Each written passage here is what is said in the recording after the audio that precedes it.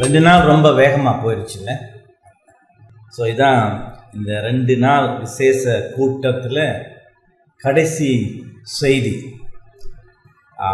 ஆண்டவர் இதுவரையும் சொன்ன விஷயங்கள், போதித்த விஷயங்கள் உங்களுக்கு ஆண்டவர் அதுக்கு பயனுள்ளதாக இருக்கும்படியாக செய்ய அவருடைய கிருபை தான் உதவி செய்யணும்.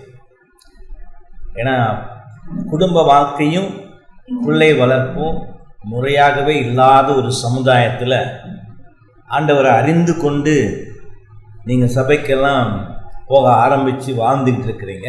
ஆனால் இந்த விஷயத்தில் ரொம்ப பேர் கோட்டை விடுறீங்கிறது எனக்கு நல்லா தெரியும். இப்போ இதே விஷயத்தை ஒரு வெள்ளைக்காரனால் பேசியிருக்கவே முடியாது, வெள்ளைக்கார பாஸ்டரால் அதை பேசியிருக்கவே முடியாது. ஏன்னா அவருக்கு முன்னால் இருக்கிறவங்கெல்லாம் வெள்ளைக்காரங்க தான்.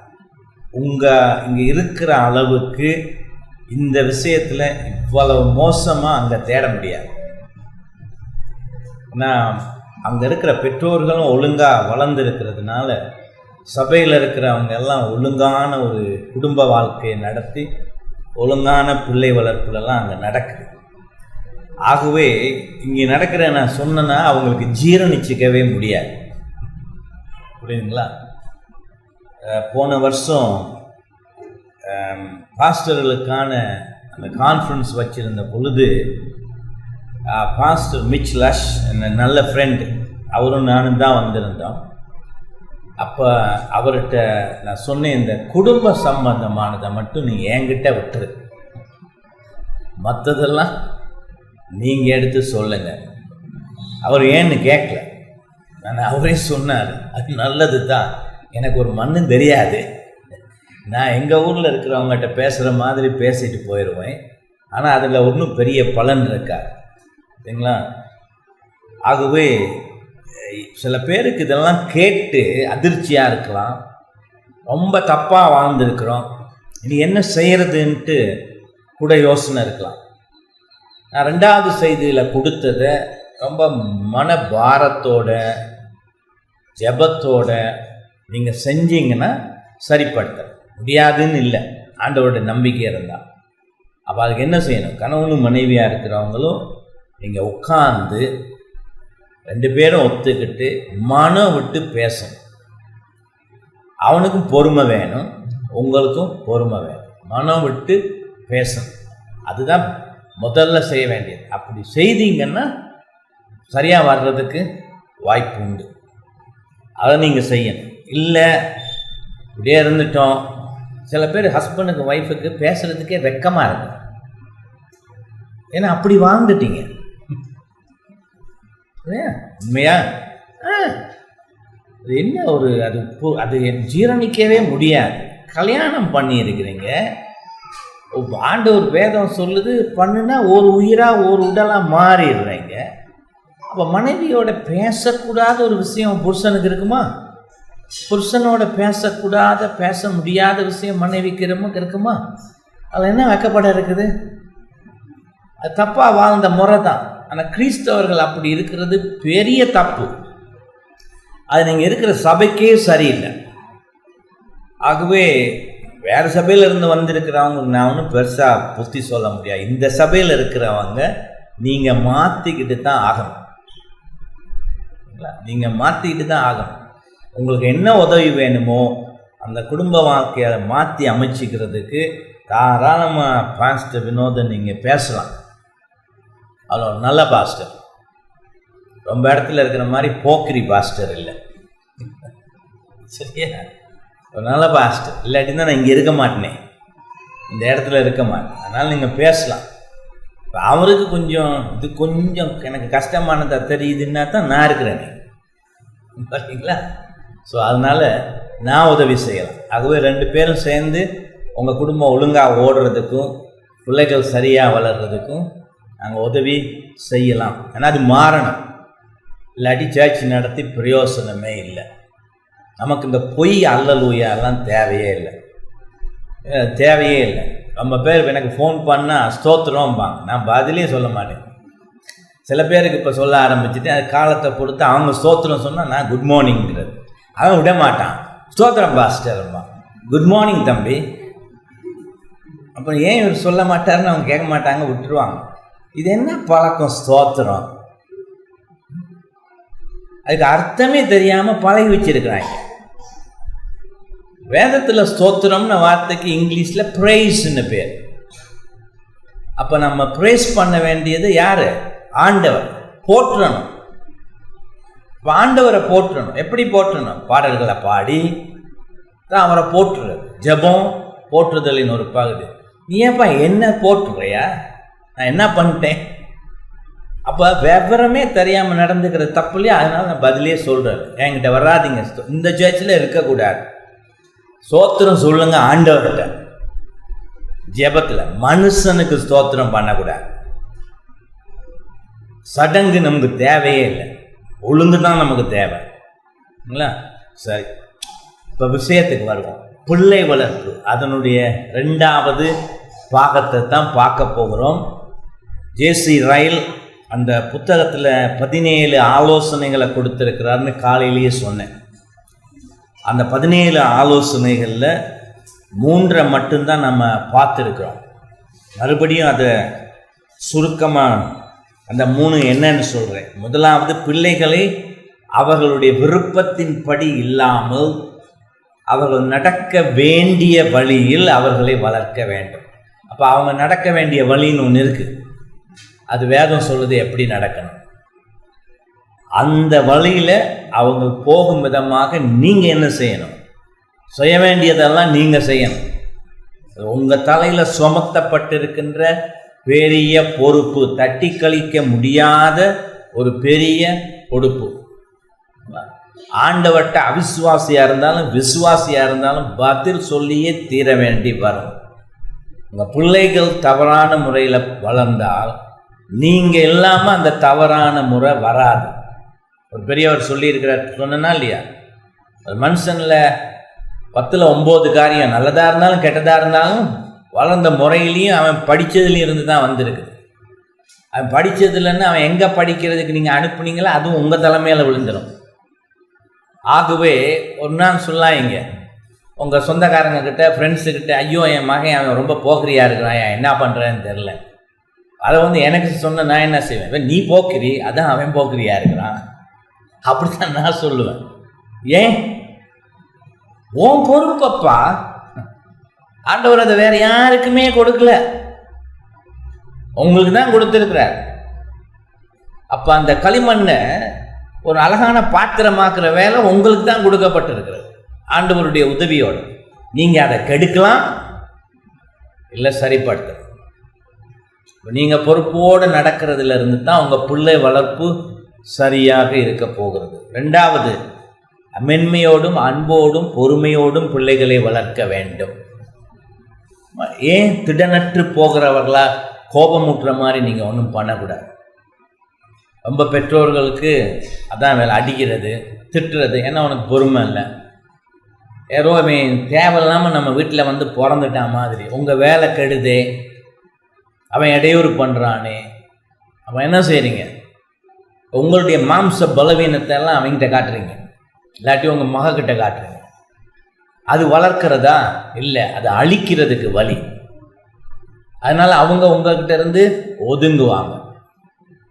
எங்கே இருந்த ஆறுதலும் ஒரு சந்தோஷத்தையும் ஒரு அமைதியையும் அடையணுமோ அவங்கக்கிட்ட இருந்து அவங்களால அதை அடைய முடியல. அதனால தான் பிள்ளைகளுக்கு கெட்ட பழக்கம் வர்றது, கெட்ட ஃப்ரெண்ட்ஸ் வர்றது. ஏன்னா அவங்க யார்கிட்ட போய் பேசுறது? எல்லாத்துக்கும் யார் காரணமாக இருக்கிறது? நீங்கள் தான்.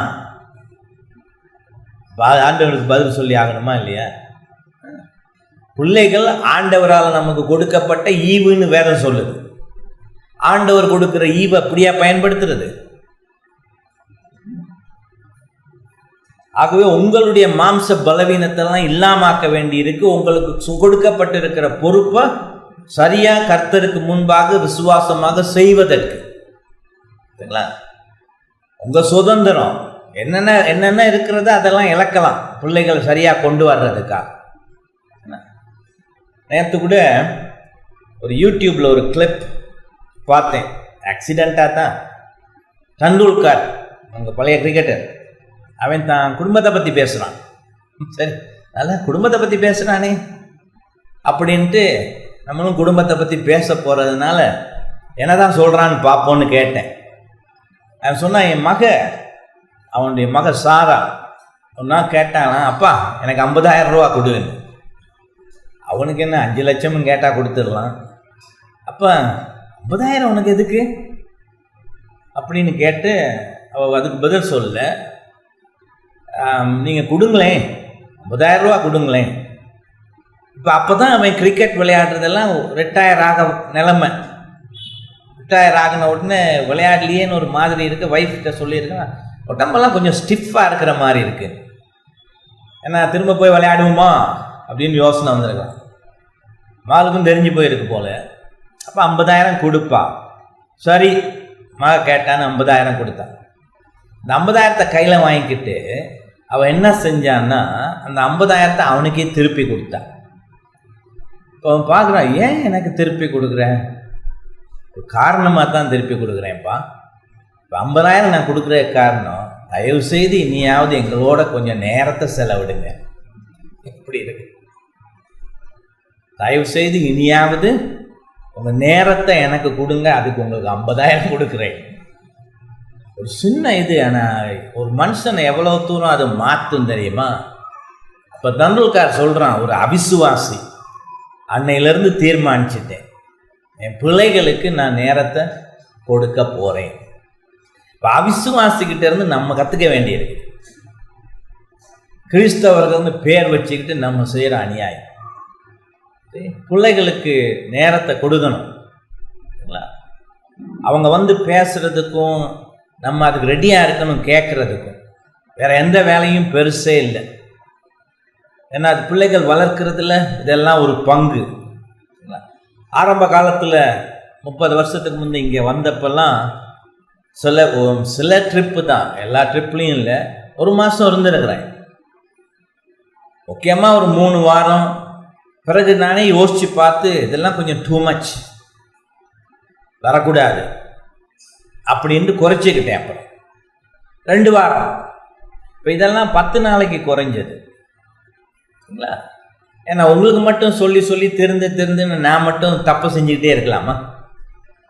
இப்போலாம் கடந்த சில வருடங்கள்லாம் பார்த்தீங்கன்னா அது குறைஞ்சிருச்சு.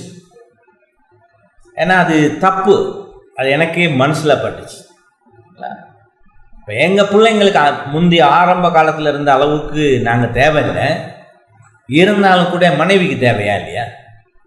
ஸோ அதனால் அதை ரொம்ப குறைச்சிக்கிட்டேன் பாருங்க. ஸோ அவங்களுக்கு நீங்கள் நேரத்தை கொடுக்கணும். உங்ககிட்ட தான் அவங்க பேசும்படியாக, எதையும் கேட்டு கற்றுக்கொள்ளும்படியாக, ஆலோசனை பெற்றுக்கொள்ளும்படியாக ஆண்டவர் படைச்சிருக்கிறது உங்களை தான். அதான் 3வது பாயிண்ட். பிள்ளைகளை சரியான வழியில் வளர்க்கின்ற பொறுப்பு உங்கள் கையில் தான் இருக்கிறது என்பதை உணர வேண்டும். அதனால் பாஸ்டர்கிட்ட, நண்பர்கள்கிட்ட, சொந்தக்காரங்கிட்டலாம் போய் ஐயோ பெரிய தலைவலியாக இருக்குது இவன் இப்படிலாம் பண்ணுறாங்கிறதெல்லாம் நீங்கள் யார்கிட்ட போய் சொல்லணும் தெரியுமா? கண்ணாடி முன்னுக்கு இருந்து சொல்லுங்கள். அதான் சரியாக செய்ய வேண்டியது. ஏன்னா கண்ணாடியில் உங்கள் முகம் தானே தெரியும். அப்போ கண்ணாடி என்ன சொல்லும்? நீ தான்ப்பா காரணம், நீ தான் காரணம். நீ செய்கிற ஒவ்வொரு நடவடிக்கை, நீ செய்யாமல் இருக்கிற விஷயங்கள், உன்னுடைய பேச்சு, உன்னுடைய குணம், நீ பிள்ளைகளை பார்த்துக்கிற முறை, இதெல்லாம் தான் காரணமாக இருக்குன்னு கண்ணாடி உங்களை பார்த்து சொல்லும். நீங்கள் தான் காரணம்.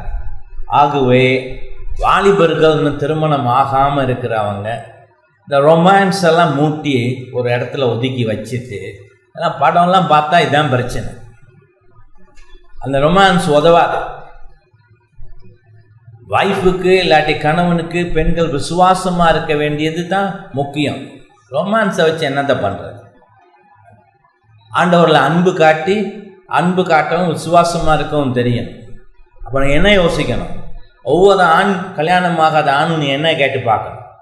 உண்மையிலே கல்யாணம் பண்ணி ஒரு நல்ல கணவனாக, ஒரு நல்ல பெற்றோராக இருக்கிற, தகப்பனாக இருக்கிற தகுதி எனக்கு இருக்கிறதா? அதுக்கு தேவையானதெல்லாம் சிந்திச்சு நான் தயார்படுத்தி இருக்கிறேன் நான் கேட்டுப்பார். அதுதான் தேவை. உன் இருதயம் என்ன சொல்லுதுன்னு பார், வேதத்தை வச்சு கேட்டுப்பார். இருதயத்தில் அது நீ ரொம்ப மோசம்னுன்னா கல்யாணத்தை தள்ளி போடு. ஏன்னா நீ கல்யாணம் பண்ணுறதுக்கு அந்த தகுதி இல்லாதவங்க பண்ணக்கூடாது. இப்போ பெண்கள் என்ன செய்யணும்? அதே தான், சும்மா கணவன் வேணும் இல்லாட்டி வயசு போகுதுன்னு எல்லாம் பண்ணிக்கிட்டு இருப்பாங்கன்னு அது பார்க்கக்கூடாது. அது பெருசு இல்லை, போனால் போயிட்டு போகுது. ஆனால் ஒழுங்கான ஒரு மனைவியாக கீழ்ப்படிந்து நடக்கிற இருதயத்தில் ஹஸ்பண்டுக்கு உதவி செய்கிற அளவுக்கு நல்ல விசுவாசத்தோட நான் இருக்கிறேன்னா, பிள்ளைகளை வளர்க்கக்கூடிய ஒரு பக்குவத்தில் என்னை கொண்டு வந்திருக்கிறேனான்னு கேட்டு பார்க்கணும். ரெண்டு பேரும் ஓகேன்னு பதில் சொல்லி உங்கள் இருதயத்துக்கு முன்னாலேயும் ஆண்டவருக்கு முன்னாலும் சொல்ல தெரிஞ்சால் ஃபைன், நல்லது. இல்லாட்டி கல்யாணத்துக்கு நீ தகுதியே இல்லை. ஓகே. 4வது, பிள்ளையின் ஆத்மாவின் நலனை குறிக்கோளாக கொண்டு எப்பொழுதும் பிள்ளை வளர்ப்பில் ஈடுபடுங்கள். பிள்ளைகளுடைய ஆத்மாவின் நலனை குறிக்கோளாக கொண்டு, நீங்கள் 2 பேரும் விசுவாசியா இருந்தா, கணவனும் மனைவியுமா சபைக்கு போய் ஒழுங்கா இருந்தா, உங்க பிள்ளைக்கு ரொம்ப தேவைப்படுறது என்னது கேட்பாங்க. விராட் கோலி மாதிரி வரணும், சச்சின் டெண்டுல்கர் மாதிரி வரணும், கிறிஸ்டியானோ ரொனால்டினோ மாதிரி வரணும், இல்லாட்டி அம்பானி மாதிரி வரணும். அதான் பெருசு. இதெல்லாம் அவிசுவாசி பார்க்குறது. சில பேர் டாக்டர் ஆகணும், இன்ஜினியர் ஆகணும், அதாகணும்னு யோசிப்பாங்க. ஒரு உண்மையான கிறிஸ்தவனாக இருக்கிற கணவன் மனைவி தான் பிள்ளை ரட்சிப்பு அடையணுங்கிற தான் பெருசாக பார்ப்போம். அதான் ஆத்மாவின் நலன். ரட்சிப்பு அடையணும். சின்ன வயசுலேயே ரட்சிப்பு அடைஞ்சாலும் நல்லது, இல்லை வளர்கிற பொழுது அடைஞ்சாலும் நல்லது. ஏன்னா ரட்சிப்பு கொடுக்கறது ஆண்டவர் தான், நம்ம ஒன்றும் பண்ண முடியாது. ஆனால் அது பிள்ளை பிறக்கிறதுக்கு முன்பாக இருந்தே நீங்கள் ஜெபம் பண்ண வேண்டியது அதான் ஆத்தும நலன். ஏன்னா நீங்கள் பரலோகத்துக்கு போகிறவர்களாக இருப்பீர்களானால் உங்கள் பிள்ளைங்க நரகத்தில் இருக்கிறத உங்களால் சகிச்சிக்க முடியுமா? அதை யோசிச்சு பாருங்க. அதை யோசிச்சு பார்த்து தான் பிள்ளை வளர்ப்பிலேயே ஈடுபாடு. அப்போ நரகத்துக்கு ஒருவனை கொண்டு போகிறதுக்கு எதெல்லாம் கருவிகளாக இருக்குங்கிறது நீங்கள் தெரிஞ்சு வச்சிருக்கணும். நிறைய இருக்கு. ஸ்மார்ட் ஃபோன் ஒன்று இல்லைங்களா நரகத்துக்கு போகிறதுக்கு. ஏன்னா என்ன நல்ல காரியங்களை மனுஷன் கண்டுபிடிச்சாலும் அது பிசாசு தனக்கு தான் பயன்படுத்திக்குது. அப்போ நீங்கள் என்ன செய்யணும்? உங்கள் அந்தந்த வயசில் பிள்ளைகள் எதை கொடுக்கக்கூடாதுங்கிறது உங்களுக்கு தெரியணும். எப்போ இல்லைன்னு சொல்லக்கூடியது உங்களுக்கு தெரியணும். நல்லதெல்லாம் சொல்லி கொடுக்கவும், நேரத்தை செலவழித்து உங்களை பார்த்து நல்ல விஷயங்களை செய்கிறதுக்கும் கற்றுக் கொடுக்கணும். ஆகவே ஆத்தும நலனை குறிக்கோளாக கொண்டு எப்போதும் பிள்ளை வளர்ப்பில் ஈடுபடுங்க. இப்போ ஆத்தும நலனில் அக்கறை இருந்தால், ஆணோ பெண்ணோ உங்கள் பிள்ளைகளில் அக்கறை இருந்தால் நீங்கள் என்ன செய்வீங்க? இதுவரை செஞ்சிருக்காட்டி அந்த குடும்ப ஆராதனை புஸ்தகத்தை கஷ்டப்பட்டாவது வாசித்து ஆரம்பிச்சிருவீங்க. ஏன்னா அவங்க பிள்ளைங்க அதில் உட்காந்துருக்க. குடும்ப ஆராதனை செய்யாட்டே ராபர்ட் மரை மெக்ஷன் என்ன சொல்கிறாரு? நீ பாவம் செய்கிறாய். இங்கே அல்லலூயா பாடிட்டு, இந்த சர்ச்சில் பாடுறதில்ல, நல்ல பாடல்கள் பாடுவீங்க, அது பாடிட்டு ஒவ்வொரு நாளும் பாவம் செய்யலாமா? தான் செய்கிறீங்க. அது பிள்ளைகளின் நலனுக்காக, குடும்பத்துக்காக. நானும் என் வீட்டாரும் போவென்றால் கர்த்தரையே சேவிப்போன்னு சொல்லியிருக்கேன். அதுக்கு தேவை ஆத்தும நலனில் அக்கறை இருந்தா செய்வீங்க. அது ரொம்ப தேவை. ஏன்னா அங்கதான் வேதம் வாசிக்கப்படுகிறது, அங்கத்தான் சுருக்கமாக வேத விளக்கத்தை கணவன் கொடுக்கிறார், அங்கத்தான் சர்ச்சில் இருக்கிற பாடல்களை 1 or 2 பாடுறீங்க. அந்த இடத்துல தான் பிள்ளைகளுக்கு அதில் சந்தேகங்கள் கேள்விகள் இருந்தால் கேட்க அனுமதிக்கிறீங்க. சின்ன பிள்ளையா இருந்தால் அதுக்கு பதில் சொல்ல வேண்டியது கணவன் மனைவியினுடைய கடமை. அப்போ அந்த அளவுக்கு நீங்கள் வேதம் தெரிஞ்சிருக்கணும்ல. அப்படியும் இல்லை, அதுக்கும் மேலே வினாவிட போதுன்னா அந்த சின்ன பிள்ளைகளுக்கு ஒவ்வொன்றா ஒரு நாளைக்கு 1 அதை சொல்லி கொடுத்து அடுத்த நாளில் அதை திரும்ப சொல்லும்படியாக அவங்கள பயிற்சி கொடுக்கும். இதெல்லாம் குடும்ப ஆராதனை. இப்போ இதை எடுத்துட்டு எப்படி குடும்பம் நல்லா இருக்கும்? அப்போ குடும்ப ஆராதனை நடத்தாதவர்களுக்கு ஆத்தும நலன், பிள்ளைகளுடைய ஆத்தும நலனில் அக்கறை இல்லை. புரியுதுங்களா? உங்களுக்கு அக்கறை இல்லை. அக்கறை இருக்கணுமா இல்லையா? இப்போ ஆண்டவர் ஏற்கனவே உன்னதத்திலேயே ரட்சிப்பதற்காக அநேகரை அவர் முன் குறித்திருந்தாலும் அவங்க ஆத்தும நலனில் அவர் அக்கறை இருந்ததுனால தான் அந்த ஒரே குமாரனாகிய தேவன் இந்த உலகத்தில் மனுஷனா பிறந்து தன்னையே பலியாக கொடுத்தார். அதுலேயாவது இருந்து நம்ம ஆத்தும நலனில் ஆண்டவருக்கு எவ்வளோ அக்கறை இருக்குன்னு படித்து தெரிஞ்சுக்க கூடாது? அப்போ கிறிஸ்தவ பெற்றோர்களாக இருக்கிற உங்களுக்கு ஆண்டவருக்கு நம்ம மேலே இருக்கிற அளவுக்கு ஒரு ஆதங்கம், ஒரு ஆத்தும நலனில் அக்கறை இருக்கணுமா இல்லையா? அது வேற யார் கையிலையும் இல்லை, உங்க கையில் இருக்கு. ஒவ்வொரு நாளும் நீங்க ஜெபிக்கணும் அவங்க ரட்சிப்புக்காக. பின்னால வாழ்க்கையில் ஒரு பெரிய அருமையான கிறிஸ்தவனா போதகனா வந்த ஒருத்தர் சொல்லியிருக்கிறாரு தான் சாட்சியில், நான் மனம் திரும்புறதுக்கு உனக்கு எதியா காரணமாக இருந்தது? வீட்டில் குடும்ப ஆராதனையெல்லாம் நடத்திட்டு தான் வந்திருக்கிறாங்க, நான் கொஞ்சம் அசட்டையாக தான் இருந்திருக்கிறேன். ஆனால் ஒரு நாள் நான் ஸ்கூல்ல இருந்து வீட்டுக்கு வந்த பொழுது எங்கள் அப்பா அம்மா ரூம் கொஞ்சம் மூடி இருந்தது. அங்கே என்னமோ சத்தம் கேட்குதேன்னு நான் கதவுல போய் கதை வச்சு பார்த்தேன். இப்போ அப்பாவும் அம்மாவும் எனக்காக அங்கே ஜெபம் பண்ணிட்டு இருந்தாங்க. அவங்க எனக்காக அந்த பண்ணின ஜெபம், அந்த ஜெபத்தில் இருந்த ஆபந்தம், கடவுள்கிட்ட கேட்ட முறை என்னை அடியோட மாற்றிருச்சு.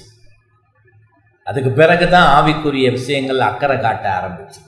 அவங்க அப்பா அம்மாவா, நீங்கள் அப்பா அம்மாவா? உங்கள் பிள்ளைகளுடைய ஆத்தும நலனில் அக்கறை காட்டுறீங்களா? அந்த அக்கறையோட பிள்ளை வளர்ப்பில் ஈடுபட வேண்டும். 5வது, அந்த அக்கறை இருந்தால் மட்டும் போதாது, வேத அறிவை பெற்றுக்கொள்ளும்படியாக பிள்ளைகளை வளருங்கள். மறுபடியும் குடும்ப ஆராதனை இங்கே வந்துடுது. சபை ஆராதனை மாதிரி வேட்ட ஆராதனை ரொம்ப அவசியம். வேதத்தின் அறிவை பிள்ளைகளுக்கு கொடுப்பதற்கு ஒவ்வொரு நாளும் காலையும் மாலையிலும் வேதத்தை வாசித்து அவளுக்கு சின்ன விளக்கங்கத்தை கொடுக்கிறது, வினாவிடை போதனையை சொல்லி கொடுத்து ஒவ்வொரு நாளைக்கு ஒவ்வொன்றுன்னு மனப்பாடம் பண்ண வைக்கிறது. அவங்க அதுக்கு இது என்னப்பா அதுக்கு விளக்கம்னு கேட்டால் அதை சொல்கிறது. எல்லார்கிட்டையும் இருந்து வைஃபுக்கிட்ட இருந்து பிள்ளைகள்கிட்ட இருந்து ஜெப குறிப்பு இருந்தால் அதை வாங்கி அதையெல்லாம் குடும்பமாக ஜெபம் பண்ணுறது. அந்த பிள்ளைகள் பேசலாம் ஆரம்பிச்சுட்டு அவங்களையும் ஜெபம் பண்ண விடணும். சின்ன பிள்ளைங்களுக்கு ரொம்ப ஆர்வமாக இருக்கும். நானும் ஜெபம் பண்ணுவோமான்னு கேட்பாங்க கூட. நாங்களாம் ஜெபம் பண்ணுற காலத்தில் என் பிள்ளைங்களுக்கு சொல்லி கொடுத்துருக்குறோம், கையை கட்டிக்கிட்டு கண்ணை மூடிக்கணும் ஜெபம் பண்ணுறேன். மகன் ரொம்ப சின்னவன் இல்லையா, அதை கேட்டபடி செய்வாங்க. கேட்டபடி செஞ்சாலும் அவனுக்கு ஒரு கியூரியாசிட்டி, எதுக்கு இது அப்படின்னு ஒரு கண்ணை திறந்து பார்ப்பான். ஆனால் அவன் பார்ப்பான்னு எனக்கு தெரியும், அதனால் நான் பார்த்துட்டே இருப்பேன். தம்பி கண்ணை மூடி தான் ஜெபம் பண்ண அப்படின்னு சொல்கிறேன். கண்ணை மூடி ஜெபம் பண்ண தான் ஆண்டவர் சொல்லியிருக்கேன். ஆகவே நீ அதனால தான் அதை செய்யணும். அப்படி தான் அவங்க கற்றுக்கிட்டாங்க ஜெபம் பண்ண.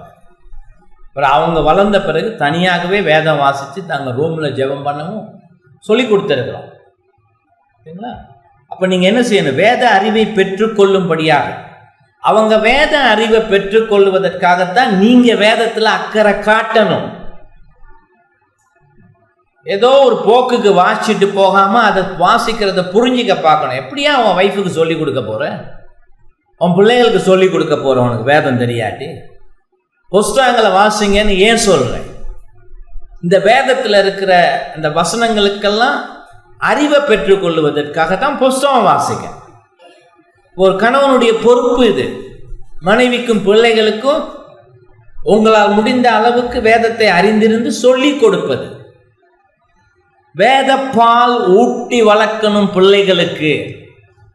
அப்படி அன்றாடம் செய்து கொண்டு வாரது தான் அவங்களுடைய வாழ்க்கையை, சிந்தனையை மாற்றும். அதனால சர்ச்சுக்கு வாரதுலையும் பிரசங்கத்தில் தங்கி இருக்கிறதுலையும் செய்யாதீங்க. அது போதாது. ஆண்டவர் மற்ற 6 நாட்கள்லையும் நீங்க வேதத்தை வாசிக்கணும். அந்த வேதத்தை விளங்கி கொள்ளுவதற்கு எது உதவி செய்தோ அதையெல்லாம் வாசிக்கணும். அதை பற்றி குடும்பத்தோட பேசணும், மற்றவர்களோடையும் பேசணும்னு எதிர்பார்க்கிறார். அதனால தான் இந்த பிள்ளை வளர்ப்பு புத்தகத்தை வாங்கி வாசிக்கணும். அது வீட்டில் இருக்கணும், திருப்பி திருப்பி பார்த்துக்கணும். இன்னையோட கேட்டு அப்படியே பதிஞ்சிடாது. நீங்க செய்ய வேண்டிய வேலை இருக்கு. வாங்கி வாசிங்க. வேத அறிவை, வேத பாலை ஊட்டுங்க பிள்ளைகளுக்கு. பிள்ளைகளுக்கு பால் குடிக்கிறதுக்கு சின்ன வயசுல இருந்து எவ்வளவு முக்கியம் நமக்கு தெரியும். இப்போ வேத பால் இல்லாம ஆத்தும நலன்ல அக்கறை இருக்கிறவன் வேத பால் ஊட்டுவானா இல்லையா? ஊட்டுவானா இல்லையா? இதே நேரம் வேத பால் ஊட்டப்படுகின்ற சபையில தான் நீங்க இருக்கணும். அல்லேலூயா பாடுற இடத்துல இருக்காதீங்க. பாட்டு, டான்ஸு, கொதிக்கிறது எல்லாம் ஒரு பயலையும் பரலோகத்துக்கு கொண்டு போகாது. ஆண்டவர் வேதத்தில் சொல்லியிருக்கிறாரா? ஒன்றும் கொண்டு போகாது. அது மனுஷ இச்சையின் வெளிப்பாடு, அது மாம்சத்தின் வெளிப்பாடு. அதை தான் உங்க மனசு விரும்புது. மாம்சத்து கேட்கறத கொடுக்காதுன்னு ஆண்டவர் சொல்றார். ஆண்டவர் அவருடைய ஆராதனைன்னு வர்ற பொழுது மாம்சம் கட்டி அடக்கப்பட வேண்டும். அப்ப அங்க என்ன செய்யப்பட வேண்டியது? என்னது? வேதம் ஆராதனை எப்படி நடத்துதுன்னு சொல்லி இருக்கிறதோ அதைத்தான் அங்க செய்யணும். இதுல பாஸ்டருக்கு கூட மாத்துறதுக்கு அதிகாரம் இல்லை. என்ன ஆண்டவர் கேட்கிறாரோ அதைத்தான் நாம கொடுக்கணும். பாஸ்டர் வினோதுக்கோ எனக்கோ திடீர்னு இன்னைக்கு ஞாயிற்றுக்கிழமையில இது செஞ்சா நல்லா இருக்குமேன்னு கொண்டாடுற அதிகாரம் இல்லை. அப்படி கொண்டாந்தா என் சபை மக்கள் என்ன நிச்சயமா கேள்வி கேட்கலாம். அப்ப அதிகார துஷ்பிரயோகம் செய்யக்கூடாது. நீங்களும் நாங்களும் சேர்ந்து வேதம் சொல்றபடி நடக்கணும், ஆண்டவருக்கு விசுவாசமாக. சரிங்களா? ஆகவே வேத அறிவு இருக்கிற இடத்துல இருங்க. எங்க வேதத்துக்கு ரொம்ப முக்கியத்துவம் கொடுக்கப்படுகிறதோ அதுதான் உண்மையான சபை. ஆண்டவர் ஆட்சி செய்கிற இடத்துல அவருடைய வார்த்தை ஆட்சி செய்யும். அப்ப வார்த்தை எங்க குறைவாக இருக்கிறதோ அங்க பெசாசு நுழைஞ்சிட்டான்னு அர்த்தம். அந்த வேத வார்த்தையும் வேதம் சொல்றபடி பிரசங்கிக்கப்படணும். அதனால உங்களுக்கு வேத அறிவு அவசியம். இந்த போப்பிட்ல இருந்து தவறான விஷயங்கள் வந்துடாம இருக்கிறதுக்கு. அப்பதான் நீங்க அதுல வளர்ந்து உங்க பிள்ளைகளுக்கு வேத பால் ஊட்ட முடியும். 6வது, ஜெபிப்பதற்கு அவர்களை பழக்கப்படுத்துங்க. 3 வயசுல இருந்தே என் பிள்ளைங்களுக்கு ஜெபம் பண்ண கற்றுக் கொடுத்தோம். 3 வயசுலயே இருந்து எங்கேயாவது போறதுக்கு கார்ல, சர்ச்சுக்கு போறதுக்கு கார்ல ஏறி உட்கார்ந்தா ஜெபம் பண்றது. உடனே பிள்ளைகளுக்கும் தெரியும் ஏன் ஜெபம் பண்ணும். ஏன்னா புதுசா இருக்கேன். இவ்வளவு நாள் நீங்க நினைச்சுக்கிட்டு இருக்கீங்க உங்க தைரியத்துல நீங்க போற இடத்துக்கு போய் சேர்ந்துடலாம். எங்க ஊர்ல பரவாயில்லையா? அது நடக்கும். உங்க ஊர்ல காலையில இருந்து படுக்கிற வரையும் ஜெபம் பண்ணுவீங்க, கார் ஓட்டுற மாதிரி. அதனால தான் நான் நைட்டில் எங்கேயுமே காரில் போக மாட்டேன். நைட்டில் போகிறதுன்னு வந்தால் ஃப்ளைட் இல்லாட்டி ட்ரெயின், அதை தான் போகிறது. காரில் நைட்டில் போகிறது இல்லை. எப்படி தூங்க முடியும்? இவன் பாட்டுக்கு தூங்கினானா ஓட்டுறவன். அதனால் போகவே மாட்டேன். அது ஒரு நாளுமே செய்யலை. டே டைமில் மட்டும்தான். அதுவும் இன்னைக்கு பாருங்கள், அந்த ஆள் கேட்டுற போகுது. உங்கள் ஓட்டுற வேகம் இருக்கே, பயங்கர வேகம். எங்கள் ஊர்லலாம் சட்டம் இருக்குது, 50 கிலோமீட்டருக்கு மேலே போக முடியாது, போகக்கூடாது. அதனால் ரொம்ப ஆபத்து. அப்போ காரில் ஏறினா ஜெபம் பண்ண முடியுமா? நம்ம உயிரோட ஏயிலேருந்து பிக்கு போய் சேர்றதுக்கு யாரால நம்ம கொண்டு போக முடியும்? ஆண்டவரால் தானே முடியும். நம்ம எவ்வளவு திமிரு இருக்கும் நம்ம ஜெபம் பண்ணாடி. ஜெபம் பண்ணுமா இல்லையா? பிளேனில் ஏறினாலும் ஜெபம் பண்ணணும். ஆனால் பிளேனில் ஏறினாலும் ஜெபம் பண்ணிட்டு தான் ஏறுறது. ஆண்டவரே பாதுகாப்போடு என்னை கொண்டு போய் எங்கள் ஊர் ஏர்போர்ட்டில் விட்டுருங்க.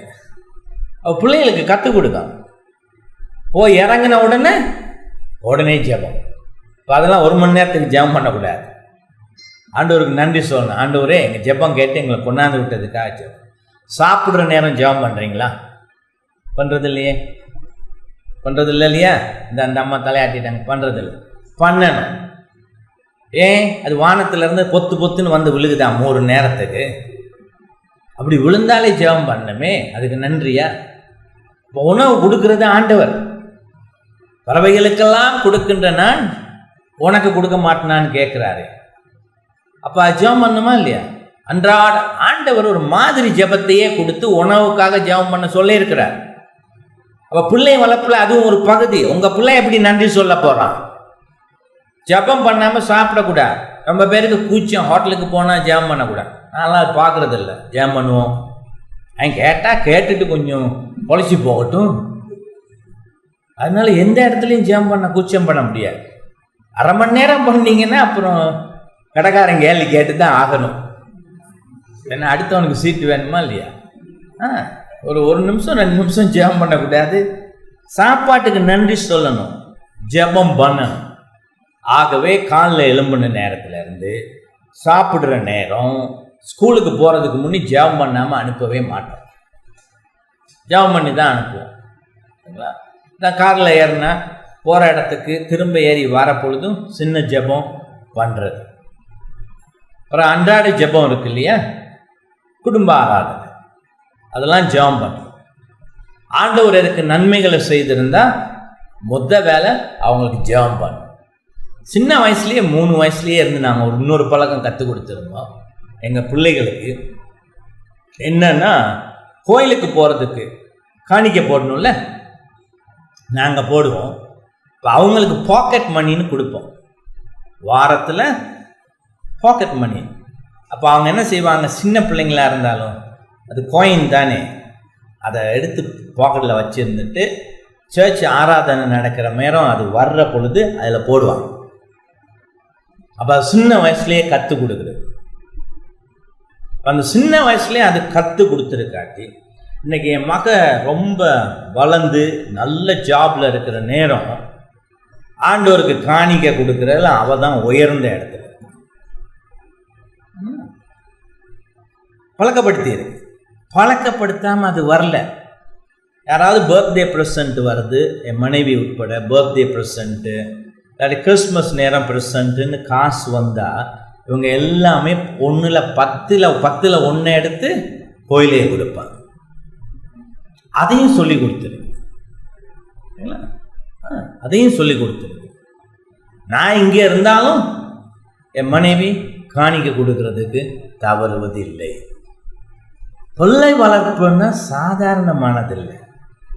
நீங்கள் கருத்தோட விசுவாசத்தோடு செய்யணும், கற்றுக் கொடுக்கணும். அவங்க கேட்டும் பழகுறாங்க, பார்த்தும் பழகுறாங்க. ஆகவே ஜெபம் பண்ண சொல்லி கொடுக்கணும். வயசுக்கு ஏற்றபடி அது பாட்டுக்கு வளரும். பிறகு நல்லா ஜெபம் பண்ண பழகுவாங்க. விசுவாசி ஆன உடனே ஜெபம் அப்படியே பக்குன்னு வந்துடாது. வந்துடுமா? வந்துடாது. சொல்லி கொடுக்கணும், கற்றுக் கொடுக்கணும், அன்றாடம் செய்யணும். அப்படித்தான் படுக்க போகிறதுக்கு முந்தி சின்ன வயசுலேருந்தே படுக்கைக்கு பக்கத்தில் இருந்து அவங்களுக்கு நான் ஜெபம் பண்ணுவேன்.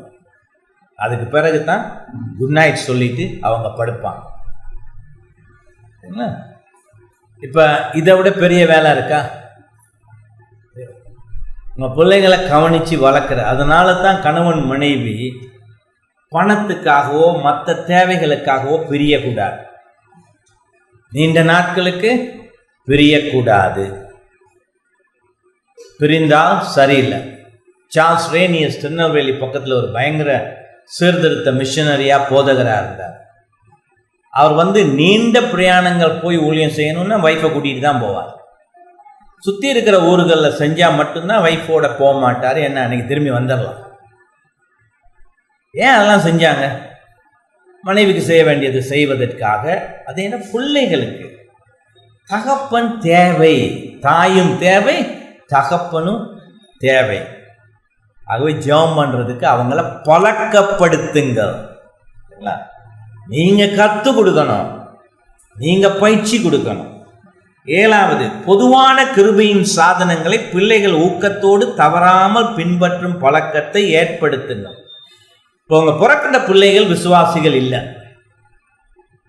ஆண்டவருடைய ரொம்ப பொதுவான கிருபையில் அவங்க வளர்றாங்க. ஏன்னா கிறிஸ்தவ குடும்பமாக இருந்தால் உங்கள் பிள்ளைகளுக்கு சர்ச்சுக்கு போகிறதுக்கு ஒரு வாய்ப்பு பெருசாக இருக்குது. அவிசுவாச குடும்பத்தில் அது இல்லை இல்லையா? நல்ல சர்ச்சுக்கு போகிறதுக்கு ஒரு வாய்ப்பு இருக்குது. அப்போ அது ஆண்டவருடைய பொதுவான கிருபை உங்கள் பிள்ளைகளுக்கு காட்டப்படுகிறது. நீங்கள் விசுவாசம். அப்போ அந்த பொதுவான கிருபையின் சாதனங்களை பிள்ளைகள் ஊக்கத்தோடு தவறாமல் பின்பற்ற பழக்கப்படுத்தணும். இப்போ அவங்களுக்கு அதை விருப்பப்பட்டு தான் சர்ச்சுக்கு போகணும்னு எந்த மடையும் சொன்னான். ஏன்னா பிள்ளைகள் தான் இஷ்டப்படி வளர்க்க விடக்கூடாது இல்லையா?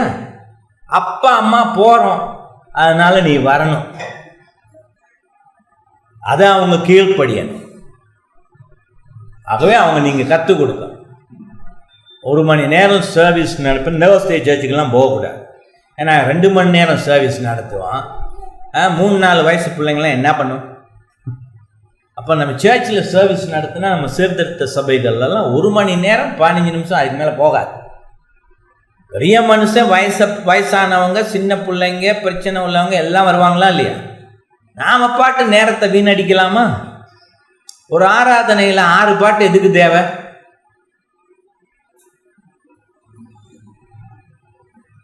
நீ 3-4 குறைச்சிக்க கூடாது.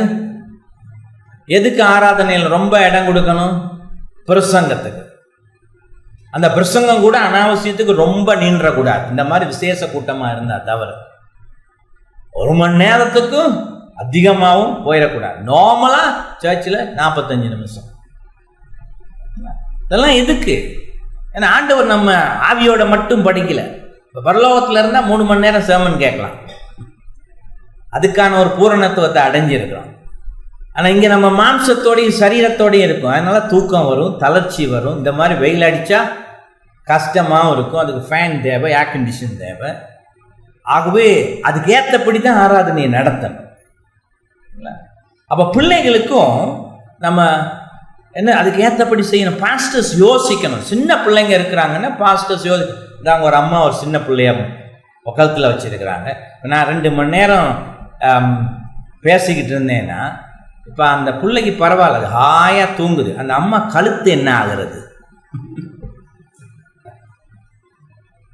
அப்போ அவங்க கழுத்தையும் நான் யோசிச்சு பார்க்கணுமா இல்லையா? அப்போ பாஸ்டர் அதையும் யோசிக்க வேண்டியது. மனிதர்களுடைய சரீர தேவைகளையும் நம்ம கவனிக்க வேண்டியது. ஆகவே பிள்ளைகளுக்கு நம்ம ஆர்வத்தோட சர்ச்சுக்கு போகிறதுக்கு சொல்லி கொடுக்கணும். அதனால் அவங்க எப்போவுமே காணிக்கையை கொண்டாடுவாங்க பாக்கெட்டில். இல்லாட்டி ஒரு சின்ன பேக் வச்சுருந்தா என் டாட்டர்ஸ் அதில் வச்சுக்கும். சின்ன பைபிள் வாங்கி கொடுத்துருவோம், ஒரு நோட் புக் வாங்கி கொடுத்துருவோம். ரொம்ப சின்னதாக இருந்தால் நீ இருக்கலாம், படம் வரையலாம், பரவாயில்ல. பிறகு நீ கேட்டு கற்றுக்கொள்ளுகிற நிலைமைக்கு வந்தால் அவங்களையும் நோட்ஸ் எடுப்பாங்க. காரில் இருந்து வீட்டுக்கு போகிற நேரம் அதை பற்றி தான் பேசுவோம். இந்த என்ன கற்றுக்கிட்டீங்க, ஒன்றையாவது சொல்லுங்கள். சரிங்களா? ஆகவே 2 நேர ஆராதனைக்கும் அவங்க போய் வளர்ந்து பழகி இருக்கிறாங்க. அப்படி பழகி பயிற்சி கொடுத்ததுனால அந்த ஞாயிற்றுக்கிழமையில் நாங்கள் வேறு எதையும் செய்யாததுனால அவங்களுக்கு மனசு வேறு எதுக்கும் போகாது. ஆக பொதுவான கிருபையின் சாதனங்களை பிள்ளைகள் ஊக்கத்தோடு பின்பற்றுகிற பழக்கத்தை ஏற்படுத்தினால், அதை நம்ம சரியான விதத்தில் விசுவாசத்தோடு செய்தால் கர்த்தர் அதை பார்த்து அவற்றை தன்னுடைய கிருபையினால் பயன்படுத்தி அவர்களுக்கு ரட்சிப்பை கொடுப்பார். இப்படிதான் என் மகளுக்கு அவ மனம் திரும்பினது 6.5 வயசுல. ஏன்னா பிறந்ததுலேருந்து சேர்ச்சுக்கு போய் பழக்கம், பிறந்ததுலேருந்து சர்மன் கேட்டு பழக்கம். அதோட கிறிஸ்டியன் ஸ்கூலுக்கு வேற கவனமாக அனுப்பணும். சின்ன வயசுலேயே வீட்லேயும் ஜெபம், வேத வாசிப்பு, இதெல்லாம் தெரியும். பாவத்தை பற்றி சொல்லி கொடுத்துருக்கேன். ஏன்னா கேட்டகிசம் வினாவிட போதனை கொடுக்குறதா இல்லையா? மனிதன் மோசமாக போனதுக்கு என்ன காரணம்? பாவம். பாவம் என்றால் என்ன? இதெல்லாம் சொல்லிக் கொடுக்கும். அதெல்லாம் ஆண்டவர் யூஸ் பண்ணாமையா இருப்பார்? எது கெட்டது எது நல்லது அப்படின்னு சொல்லி கொடுத்துருக்கோம். கெட்ட குமாரன் கூட ரொம்ப கெட்டவனாக இருந்து அப்பா சொத்தெல்லாம் வாங்கி போய் எல்லாம் அழித்து உதாரித்தனம் பண்ணி கெட்ட வாழ்க்கை நடந்து திரும்பினாலும் அப்பா அம்மா ஆரம்பத்தில் செய்த அந்த நல்ல காரியங்கள் தானே கடைசியில் உதவி இருக்குது. அவனே சொல்கிறான் இல்லையா? இப்போ அவங்க அப்பா அம்மா தப்பு செய்திருந்திருந்தா அவன் வந்திருக்காமே மாட்டான். ஆகவே சின்ன வயசுலேருந்து நம்ம ஊட்டுகின்ற வேத உணவு அவங்கள அதை பழக்கப்படுத்தி விடுறது ஒரு நாளும் வீண் போகாது. ஒரு நாளும் வீண் போகாது. கிருபை பாதுகாக்கும். அதனால சர்ச்சுக்கு போகிறது, வேதம் வாசிக்கிறது, ஜெபம் பண்ணுறது இதெல்லாம் செய்யணும். என் மகனுக்கு 10 வயசு இருக்கும்.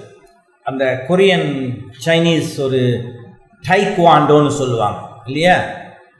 அதுக்கு என்ன தமிழ்னு எனக்கு தெரியாது. ஒரு கிக் பாக்ஸிங் மாதிரி அது அனுப்பணும், பழகி கேட்டோம், பாதுகாப்பு. திடீர்னு அப்படி 1 வருஷம் 2 வருஷம் போனால் 3ஆவது வருஷம் அதை சண்டேயில் கொண்டாந்துட்டாங்க. அப்போ நாங்கள் சொல்லிட்டோம், தம்பியா சரி வரா, வேறு எந்த நாள்னாலும் பரவாயில்ல, ஞாயிற்றுக்கிழமையாகும். அவன் மறுப்பே சொல்லலை சரிங்களா? ஓகேன்ட்டான். ஏன்னா சண்டே அந்த மாதிரி ஒன்றுமே விளையாட்டுக்கள் அதிலெல்லாம் ஒன்றுத்தையும் ஈடுபடக்கூடாது. சண்டேயில் பரீட்சைக்கும் அவங்க படிக்க மாட்டாங்க. நாங்கள் ஒரு நாள் மண்டே பரீட்சைக்கு வருகிறதேன்னு சண்டேயில் அவங்க படிக்க வச்சது இல்லை. அவங்களே படிக்க மாட்டாங்க. அவன் என்ன செய்வாங்க, அந்த வாரத்தில் ஏற்கனவே தயாராகிடுவாங்க. அப்போ சண்டேயில் அந்த நினைவு வராது. மண்டே காலையில் வெள்ளனை எழுப்பி ஒரு தடவை பார்த்துக்குவாங்க, போவாங்க. அப்போ இந்த பழக்கப்படுத்தி விட்டது ஒரு பிரச்சனையாகவே இருக்கலை.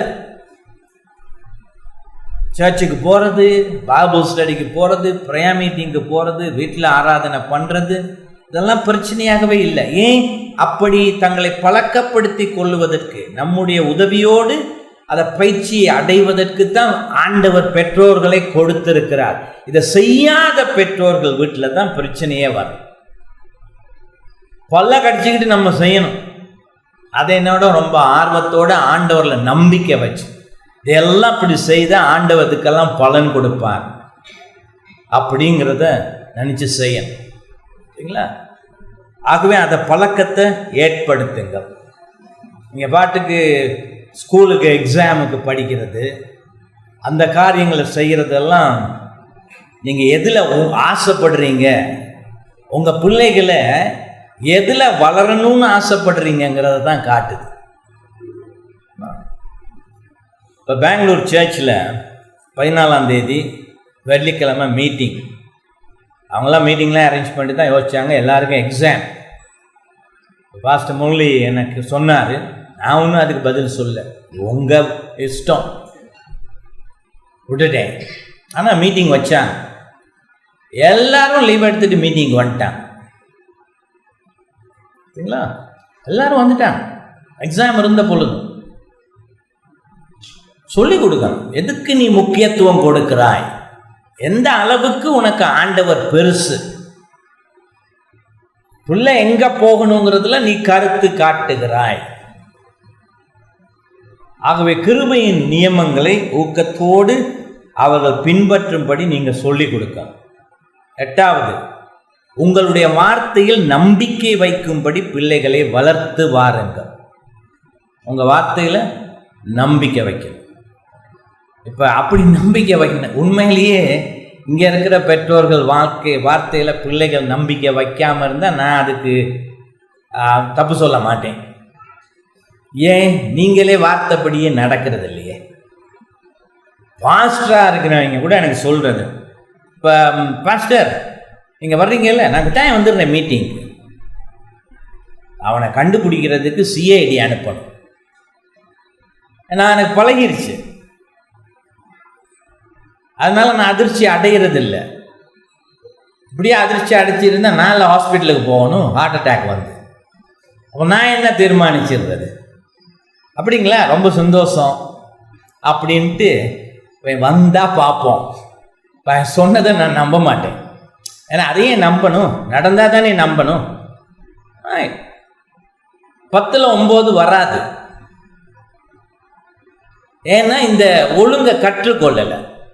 மற்றவர்கள் என்னுடைய வார்த்தையில் நம்பிக்கை வைக்கணுங்கிற ஒரு பயத்தோட வாக்கு கொடுக்கறது இல்லை, அதை கற்றுக்கொள்றது இல்லை. நான் சாக்கு போக்கு சொல்லுவான், 100 இருக்கும், அப்படியே தூங்கிட்டு இருக்கிற நேரம் ஒரு பயங்கரமாக தலைவலி வந்துடுச்சு, இல்லாட்டி பொய்யும் சொல்லுவாங்க. நீங்களாம் மனுஷங்களா? நம்ப முடியுமா? பாஸ்டர்ஸ் தான் ஒவ்வொரு நாட்டிலேயே இருக்கிற பெரிய பொருளிகள் பாஸ்டர் தான். எல்லாம் மோடியை திட்டுறது. என்னை பொறுத்தவரையில் இவங்களோட கம்பேர் பண்ணுற நேரம் அவன் நல்லவேன்னு தான் படுது, நல்லவங்கன்னு தான் படுது. ஏன்னா இந்த கிறிஸ்தவங்களை பிடிக்காம இவங்களை ஏதாவது பண்ணணும்னு அதுலேயாவது உறுதியாக இருந்துடுறான் இல்லையா? இவங்களுக்கு தான் ஆண்டவரையே காலவாரி விட்டுருவாங்க. அல்லுசாமியை கும்பிடுறவன் கூட இருக்கிற வைராக்கியம் இவன் கிறிஸ்தவங்கள் இருக்குதா? இல்லை. அப்போ பிள்ளைகள் உங்கள் வார்த்தையில் நம்பிக்கை வைக்கணும்னா நீங்கள் என்ன செய்யணும்? வார்த்தை தவறாதவர்களாக இருங்க. சின்ன பிள்ளைகள்லேருந்து நான் பிரயாணம் போகிற பொழுது முதல் நாள் நைட்டே அவங்கக்கிட்ட கேட்டுருவேன், என்னம்மா வேணும், ஒரு சின்ன லிஸ்ட் போட்டு கொடுத்துரு. 2 பேர்கிட்டையும் என்ன வேணும்னு கேட்டு, தலை போனாலும் கடைசி நாள் போகிறதுக்கு முந்தைய அவங்களுக்காகத்தான், அவங்களுக்காக என் மனைவிக்காக முடிஞ்ச வரையும் வாங்குறது. ஒரு முறை அமெரிக்காவில் பையன் வளர்ந்துட்டான், டீனேஜ் வயசில் கால்ஃப் விளையாடுறான், அது நல்லா பிடிக்கும். அதனால் கால்ஃப் டிஷர்ட்டும் நான் மறந்துட்டேன், ஆனால் அதுவும் கொஞ்சம் எக்ஸ்பென்சிவ். அப்போ ஏர்போர்ட்டுக்கு போய்கிட்டு இருக்கிறோம், பக்குன்னு ஞாபகம் வந்துடுச்சு. உடனே என் ஃப்ரெண்டுக்கிட்ட சொன்னேன், பக்கத்தில் ஒரு ஸ்போர்ட்ஸ் ஷாப்புக்கு கூட்டிகிட்டு போகிறீங்களா? அது திரும்பி பார்த்தேன், என்னப்பா? ஐயோ மகனுக்கு வாங்கியாரேன்னு சொல்லிட்டேன், வாங்காமல் நான் இறங்க இயலாது. அதனால் தயவு செய்து ஒரு ஸ்போர்ட்ஸ் ஷாப்புக்கு கூட்டிகிட்டு போங்க, பக்கத்துலேயே தான் இருக்குது, நமக்கு நேரமும் இருக்குது, ஸோ டோன்ட் வாரின்னு சொல்லி கூட்டிகிட்டு போன உடனே அவனுக்கு என்ன பிடிக்கும்னு தெரியும் தானே, அந்த மாதிரி ஒரு ஸ்போர்ட்ஸ் டிஷர்ட்டை வாங்கி என் கேரியர் ஹேண்ட் லாக்கேஜில் வச்சுட்டு தான் சந்தோஷத்தோடு வீட்டுக்கு போனேன். கேட்டுட்டான், நான் வாங்கியாடுறேன்னு சொல்லிட்டேனே, வாக்கு தவறக்கூடாது. ஏர்போர்ட்டுக்கு போகிற நேரத்துலையும் வாங்கியா ரொம்ப அவசியம், வாக்கு தவறக்கூடாது. மனைவிக்கிட்டையும் அதே போல தான். இப்போ ஒரு புட்டுக்குழல் ஒன்று கேட்டிருக்கிறாங்க, அப்புறம் ஒரு நான்ஸ்டிக் பேன் அது ஒன்று கேட்டிருக்கிறாங்க. இப்போ தான் சமைக்கிறது கஷ்டம், ஏன்னா ஒரு கையோ இல்லையே, இப்போ எதுக்கு கேட்குறாங்கன்னா யோசிக்கணும். ஏதோ கேட்டாங்க, ஆல் ரைட், வேறு என்ன வேணும்? இப்போ அது படம்லாம் வாங்கி எல்லாம் ரெடியாக இன்னொருத்தருக்கு பொறுப்பு கொடுத்துருக்குனே, அதெல்லாம் வாங்கி வைக்க. நாளைக்கு சென்னைக்கு போன உடனே எல்லாம் ரெடியாக இருக்கும், பேக் பண்ணி. வாக்கு தவறக்கூடாது. நான் மற்றவங்க நம்ம மேலே நம்பிக்கை வைக்கணும்னா அந்த நம்பிக்கை வைக்கிறதுக்கு ஏற்றபடி நடக்கணும். பிள்ளைகள் சின்னதாக இருக்கிற நேரம் அப்பா அம்மாவை அப்படி நம்புவாங்க, அப்படி நம்புவாங்க. அப்போ அவங்கக்கிட்ட நீங்கள் என்ன வேணும்னு கேட்ட அவங்க சொன்னால் அவ்வளவு நம்பிக்கையோடு கேட்குறாங்க. நீங்கள் வெறுங்கையோட திரும்பி போயிட்டு ஒரு சாக்கு போக்கு சொல்கிறது எவ்வளோ கொடூரம் தெரியுமா? அந்த சின்ன பிள்ளைங்கள்ட்ட இருதயங்கள்ல எப்படி இருக்கும் யோசிச்சு பாருங்க. நீங்கள் நம்பிக்கிட்டு இருந்த ஒருத்தர் உங்களுக்கு நடக்காட்டி எப்படி இருக்குது? அவங்க வேற யாரை நம்ப முடியும் உங்களை தவிர? சில நேரம் அவங்க கேட்குறது அங்கே இல்லாமல் இருக்கலாம், அவுட் ஆஃப் ஸ்டாக்கில் இருக்கலாம். அதனால நான் என்ன செய்கிறது, ஒரு 5 காரியங்களை எழுதி கொடுங்கன்னு சொல்லுவேன். இதுதான் நம்பர் 1 ப்ரையாரிட்டி, அதுதான் நம்பர் 2, இதுதான் நம்பர் 3, நம்பர் 4, நம்பர் 5. ஏன்னா 4 இல்லாட்டியும் 1ஓட நான் போய் இறங்கிடலாமா இல்லையா? அப்போ நான் சொன்ன வாக்கை காப்பாற்றிடலாமா இல்லையா? ரைட். என்ன பார்த்து நீங்கள் ஒரு சின்ன பயலுக்கு இந்த அளவெல்லாம் பண்ணிக்கிட்டு இருக்கிறீங்களா? இறங்கி போய் பண்ணுறவன் தான் அப்பேன், அதுதான் பண்ணணும், அப்படி தான் பண்ணணும். ஆகவே உங்களுக்கு அவங்க உங்களை நம்பணும்னா நீங்கள் என்ன செய்யுங்க, பிள்ளைகளை உங்கள் மேல் நம்பிக்கை வைக்கும்படி வளர்த்து வாருங்கள். ஆதியாகமம் 22 வாசிக்கிறோம், ஆபிரகாம் ஈசாக்குவை கூட்டிகிட்டு போகிறான் பலி கொடுக்கறதுக்கு, இல்லையா? ஈசாக்கு எந்த விதமான ஒரு மறுப்பும் சொல்லலை. ஆராதனைக்கு போகிறோங்கிறது தெரிஞ்சிருக்கு, பலி கொடுக்க போகிறோங்கிறது தெரிஞ்சிருக்கு. போகிற வல்ல கேட்குறேன், என்ன அப்பா வளமையாக ஆடு கொண்டு போவாரே, இன்னைக்கு ஆடையே கொண்டு போகலையே, அதனால் ஞாபகப்படுத்தி விடுவோம் அப்படின்னு கேட்டான். அவன் ஆபிரகாமும் தகுந்த பதிலை கொடுத்துவான். ஆண்டவர் கொடுப்பார். ஆண்டவர் ஆண்டவர் சொன்னு கேட்ட காரியம் மனுஷ சிந்தனையில் பார்க்குற பொழுது பெரிய கொடூரமாக இருந்த பொழுதும் ஆண்டவர் ஒன்று சொல்லிட்டா அதில் தப்பே இருக்காது. அந்த ஒரு உறுதியான ஆழமான நம்பிக்கை இருந்துச்சு தானே. இப்போ அந்த நம்பிக்கையை ஈசாக்குக்கும் வளர்த்து விட்டுருப்பானா இல்லையா? அதனால் அவனுக்கு ஆண்டவர் மேலேயும் நம்பிக்கை இருந்தது, மகன் மேலேயும் நம்பிக்கை இருந்தது. முறுமுறுப்பே இல்லாமல் 2 பேரும் போனாங்களா இல்லையா? இப்போ அப்பா வார்த்தையில் ஈசாக்கு நம்பிக்கை வச்சான். 9வது, கீழ்ப்படியும் வழக்கத்தை கொண்டவர்களாக இருக்கும்படி பிள்ளைகளுக்கு பயிற்சி அளியுங்கள். இப்போ விசுவாசிகளுக்கு உங்கள் பிள்ளைகளை ரட்சிப்பு அடைகிறதுக்கு உங்களால் ஒன்றும் பண்ண முடியாது, வழியை காட்ட முடியும்.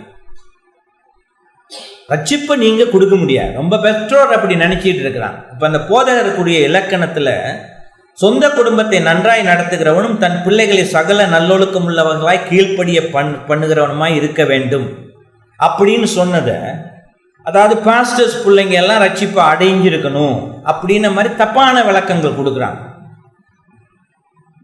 ஆனால் பாஸ்டர் வெறும் மனுஷன்.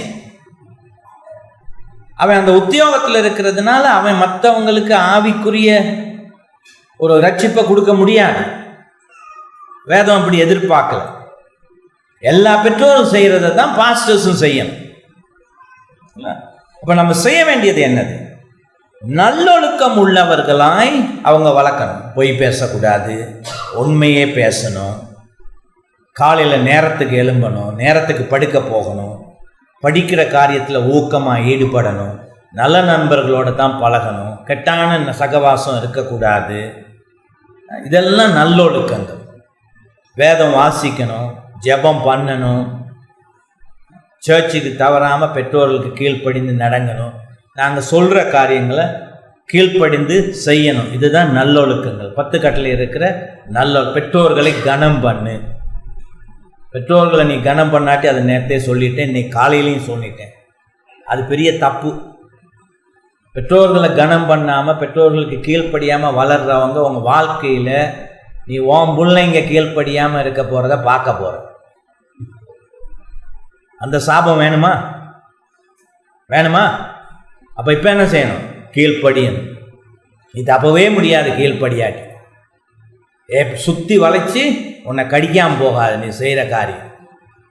ஆகவே என்ன செய்யணும்? அவங்க நல்ல ஒழுக்கங்களை கற்றுக்கொண்டு உங்களுக்கு கீழ்ப்படுகிறவர்களாக. அப்போ போதகர்கள், உதவிக்காரருடைய பிள்ளைகள், நீங்கள் உங்களுக்கு கீழ்ப்படுகிறவர்களாகத்தான் நீங்கள் வளர்க்கணும். அதுதான் முக்கியம். கீழ்ப்படியாமல் இருந்தால் தான் நீங்கள் ஏதோ தப்பு விட்டுருக்கிறீங்கன்னு அர்த்தம். ஆகவே கீழ்ப்படுகிற மாதிரி. எங்கள் பிள்ளைகள் சின்ன வயசுலேயே சர்ச்சுக்கு போனால் பிரசங்கம் ஆராதனையின் போது பேசக்கூடாது. ஆகவே பாத்ரூம் போகிறதெல்லாம் முன்னாலேயே செஞ்சிடுவோம்.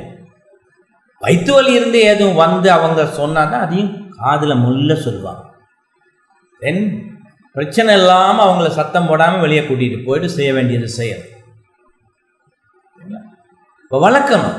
திருத்துறது, கண்டிக்கிறது, தேவையான நேரத்தில் பெரம்பை யூஸ் பண்ணுறதெல்லாம் பெற்றோர்கள் செய்ய வேண்டியது. ஏன்? கீழ்ப்படிய வைக்கிறதுக்காக. கீழ்ப்படிய வைக்கிறதுக்காக. மாட்டுக்கு கூட தார்குச்சி யூஸ் பண்ணுவாங்க இல்லையா? அது கீழ்ப்படிய தான் வலிக்கு கொண்டு வர்றதுக்கு. யானைக்காரனும் கூட அது செய்வான். அதெல்லாம் யானைக்கு தொல்லை கொடுக்கறது இல்லை, அவங்க கீழ்ப்படிய வைக்கிறது. அதை பெற்றோர்கள் பிள்ளைகளுக்கும் செய்யணும். ஆகவே உங்களுடைய பிள்ளைகளையும் சொந்த குடும்பங்களையும் நன்றாய் நடத்துகிறவர்களாக இருக்கணும். அது மற்றவங்களுக்கு முன்மாதிரியாக இருக்கணும். உதவிக்காரருடைய பிள்ளைகள், பாஸ்டர்ஸுடைய பிள்ளைகள் ஒழுங்கு இல்லாமல் நடந்து கீழ்ப்படியாமல் இருந்தால் சபையில் இருக்கிறவங்கள பேச்சு கேட்பாங்களா? கேட்க மாட்டாங்க. அதனால் அது உங்களுக்கு ஒரு பெரிய பொறுப்பு இருக்குது. இருந்தால் நம்ம பாஸ்டர் மாதிரி இருக்கணும், நம்ம உதவிக்காரர்கள் குடும்பம் மாதிரி இருக்கணும்னு அவங்க பார்க்கணும். 10வது, எப்பொழுதும் உண்மையே பேச வேண்டும் என்ற பழக்கத்தை கொண்டவர்களாக இருக்கும்படி அவர்களுக்கு பயிற்சி கொடுங்கள். அப்போ நீங்கள் என்ன செய்யணும்னு அது உள்ளுக்கே இருக்கு இல்லையா? நீங்கள் உண்மையை மட்டுமே பேச வேண்டும். மனைவியோட, பிள்ளைகளோட உண்மையை பேச வேண்டும். உண்மை இல்லாதவர்களாக நடந்து கொள்ளவே கூடாது. 11வது, நேரத்தை பற்றியது. எப்பொழுதும் நேரத்தை பயனுள்ளதாக பயன்படுத்துகிறவர்களாக இருக்கும்படி பயிற்சி கொடுங்க. நீங்கள் பயிற்சி கொடுக்கணும். தானாக வராது அது பிள்ளைகளுக்கு. எல்லாம் உங்கள்கிட்ட இருந்து பாட்டு கற்றுக்கொள்வார்கள். நான் நிறைய வேலை செய்கிறது, உடனே எழும்பிடுவேன். நைட்டில் ஒரு 10:30, 11 ஆயிரம் படுக்கிறது. வயசு போக போக டயர்ட்னஸ் வரும் இல்லையா? அப்போ ரொம்ப எழுத்து வேலை அதெல்லாம் இருக்குங்கிறதுனால ஆஃப்டர்நூனில் ஒரு 1 hour ரெஸ்ட் எடுப்பேன். ஆனால் என் மகனுக்கு அது வராது. ஆக்சுவலி என் மனைவிக்கும் அது வராது. அப்போ என் மகன் சொல்லுவான் என்கிட்ட என்னப்பா பகல் நேரத்தில் நீ தூங்குறியே, சோம்பேறித்தனமா? நான் சொல்கிறேன், இல்லைப்பா அது இல்லை. ஏன்னு சொன்னால் அது உனக்கு முடியாது, நீ விரும்பினாலும் உன்னால் முடியாது. நான் காலையிலையும் வேலை செஞ்சு நைட்லேயும் லேட்டாக வேலை செய்கிறதுனால என் மைண்டு ரொம்ப ஃப்ரெஷ்ஷாக இருக்கிறதுக்கு ஒரு சின்ன நேப் உதவி செய்யும். அதுக்காகத்தான் செய்கிறது. வேதம் அதை அனுமதிக்குது. இப்போ அவங்களுக்கும் அந்த விளக்கம் கொடுக்க வேண்டியிருக்கு. அவன் என் தப்பாக சோம்பேறின்னு நினச்சிடக்கூடாது. சரிங்களா? அப்போ உண்மையை பேசணும். எல்லா விஷயத்திலும் உண்மையை பேசணும். அவங்களும் உண்மையை பேசும்படியாக நாம் கற்றுக் கொடுக்கணும். வீட்டில் ஏதாவது காணா போச்சுன்னா வேலை நம்ம பெற்றோர்கள் என்ன செய்வீங்க? பிள்ளைகளை தானே சந்தேகப்படுவீங்க. தான் சந்தேகப்படுவீங்க. ஏன்னா வீட்டுக்கு திருடனே வரலன்னு ஊர்ஜிதம் பண்ணிட்டா அப்போ வீட்டில் இருக்கிற 4-5 பேரில் தானே ஒன்று திருடனாக இருக்க வேண்டும். அப்போ என்ன செய்கிறது? தம்பி நீ எடுத்தியா கேட்கலாமா? அந்த கேள்வி எப்படி இருக்கும் அவனுக்கு? இல்லை மகளை கேட்கலாமா? நாங்கள் ஒரு நாளும் கேட்டதில்லை. ஒரு நாளும் கேட்டது. நீ எடுத்தியான்னு கேட்கறதில்லை. நீங்கள் இதை பார்த்தீங்களான்னு கேட்பேன். எங்கேயாவது இதை பார்த்தீங்களா? ஏன்னா அவங்க மேலே நம்ம சந்தேகப்படல. ஏன்னா அவங்க அப்படியானவர்களை நம்ம வளர்க்கலையே. அப்போ சந்தேகத்தை எப்படி ஏற்படுத்தலாமா? ஏற்படுத்தக்கூடாது. எங்கேயாவது பார்த்தீங்களா? ஏன்னா நாம தவற எங்கேயாவது போட்டிருக்கலாம்.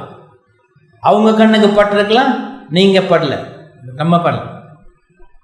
என் மனைவி கிட்ட ஒரு முறை இது ரொம்ப அந்த மாதிரி வாசிக்கிறது எழுதுறதெல்லாம் இருக்கிறதுனால ஒரு நாள் மனைவிக்கிட்ட சொன்னேன், என் கண்ணாடியை எங்கேயே வச்சுட்டு எனக்கு கண்டுபிடிக்கவே முடியல. அவங்க பார்த்துட்டு அது உங்கள் மூக்கில் தான் இருக்குன்னாங்க. அப்போ கண்ணாடினா அது கொஞ்சம் ரொம்ப மெல்லுசு கண்ணாடி, பாரமாகவும் இருக்காது. இப்போ அதை மாற்றிட்டேன். அதனால கண்ணாடி முகத்தில் தான் இருக்குங்கிற அளவுக்கு நினைவு இல்லாமல் தேடிக்கிட்டு இருக்கிறேன்னா பாருங்க. சரி, பிள்ளைகளை சந்தேகப்படக்கூடாது. யாரையும், மனைவியையோ பிள்ளைகளையோ சந்தேகமே படக்கூடாது. நீங்கள் விசுவாசமாக வளர்த்தா, விசுவாசமாக வாழ்ந்தால் அது வரவே கூடாது. அப்போ என்ன செய்யணும்? நீங்கள் உண்மை பேசுகிறவர்களாக பயிற்சி கொடுத்து அவங்க பேச வளர்கிற நேரம் நீ எப்படியா அவங்க மேலே சந்தேகப்பட முடியும்? முடியாது, கூடவே கூடாது. நேரத்தை மீதப்படுத்தணும், நேரத்தை சரியாக பயன்படுத்தணும். அப்போ அதுக்கு பயிற்சி கொடுக்கணும். விளையாட்டுக்கு ஒரு நேரம், படிக்கிறதுக்கு ஒரு நேரம், குடும்ப ஆராதனை செய்கிறதுக்கு ஒரு நேரம், ஸ்கூலுக்கு போகிற நேரம், அப்படியே ஒரு கிளாக் மாதிரி ஓடணும். எங்கள் பிள்ளைங்களுக்கெல்லாம் டைம் கொடுத்துருக்கு. சின்ன வயசுலேருந்து, ரொம்ப சின்ன வயசுலேருந்து 6:30 மணிக்கு, வயசுக்கு ஏற்றபடி அது கூடும். அப்புறம் 7 மணிக்கு. ஸ்கூலுக்கெல்லாம் போக ஆரம்பித்தா 8 மணி 8:30 மணிக்கு படுத்துடணும்னு அவங்களுக்கே தெரியும். இப்போ அதுக்கு முந்தைய குடும்ப ஆராதனை நடத்தி அவங்க படுக்கைக்கு போயிடுவாங்க. லைட் ஆஃப் பண்ணிடணும். போய் 5 நிமிஷத்தில் லைட் எரியக்கூடாது. இதுதான் பழக்கம். பயிற்சி. இப்போ அவங்க 2 பேரும் நேரத்துக்கு பயங்கரமாக நல்லா பயன்படுத்துகிறாங்க, பொறுப்போடு இருக்கிறாங்க. ஏன்னா சின்ன வயசுலேருந்தே கற்றுக் கொடுத்ததுனால. அதனால் அவங்க வேலையில் ரொம்ப எக்ஸ்பர்ட், ரொம்ப ப்ரொடக்டிவாக இருக்க முடியுது. இப்போ நேரத்தை மீதப்படுத்துகிறதுக்கும் அதை சரியாக பயன்படுத்துவதற்கும் நம்ம பயிற்சி கொடுக்கணும். பவுல் சொல்கிறார் எபேசியர் 5:15-16, ஆனபடியால் நீங்கள் ஞானமற்றவர்களைப் போல நடவாமல் ஞானமுள்ளவர்களைப் போல கவனமாக நடந்து கொள்ள பார்த்து நாட்கள் பொல்லாதவைகளாக இருப்பதால் காலத்தை பிரயோஜனப்படுத்திக் கொள்ளுங்கள். நேரத்தை மீதப்படுத்தாமல் காலத்தை பிரயோஜனப்படுத்த முடியாது.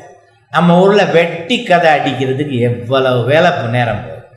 டிவி முன்னுக்கு உட்காந்துக்கிட்டு எவ்வளவு நேரம் போகுது. நேரத்துக்கு தூங்குறதில்ல, நேரத்துக்கு எழும்புறதில்ல. எவ்வளோ பாஸ்டர்ஸ் பார்த்துருக்கிறேன் தெரியுமா? கான்ஃபரன்ஸில் தூங்குவாங்க. டிசிப்ளினே இல்லை. 4 மீட்டிங் ஒரு நாளைக்கு இருக்குன்னா பகலில் நம்ம என்ன செய்யணும்? கம்மியாக சாப்பிடணுமா இல்லையா? ஏன்னா நம்ம சாப்பாடு தூக்க மாத்திர மாதிரி இல்லையா?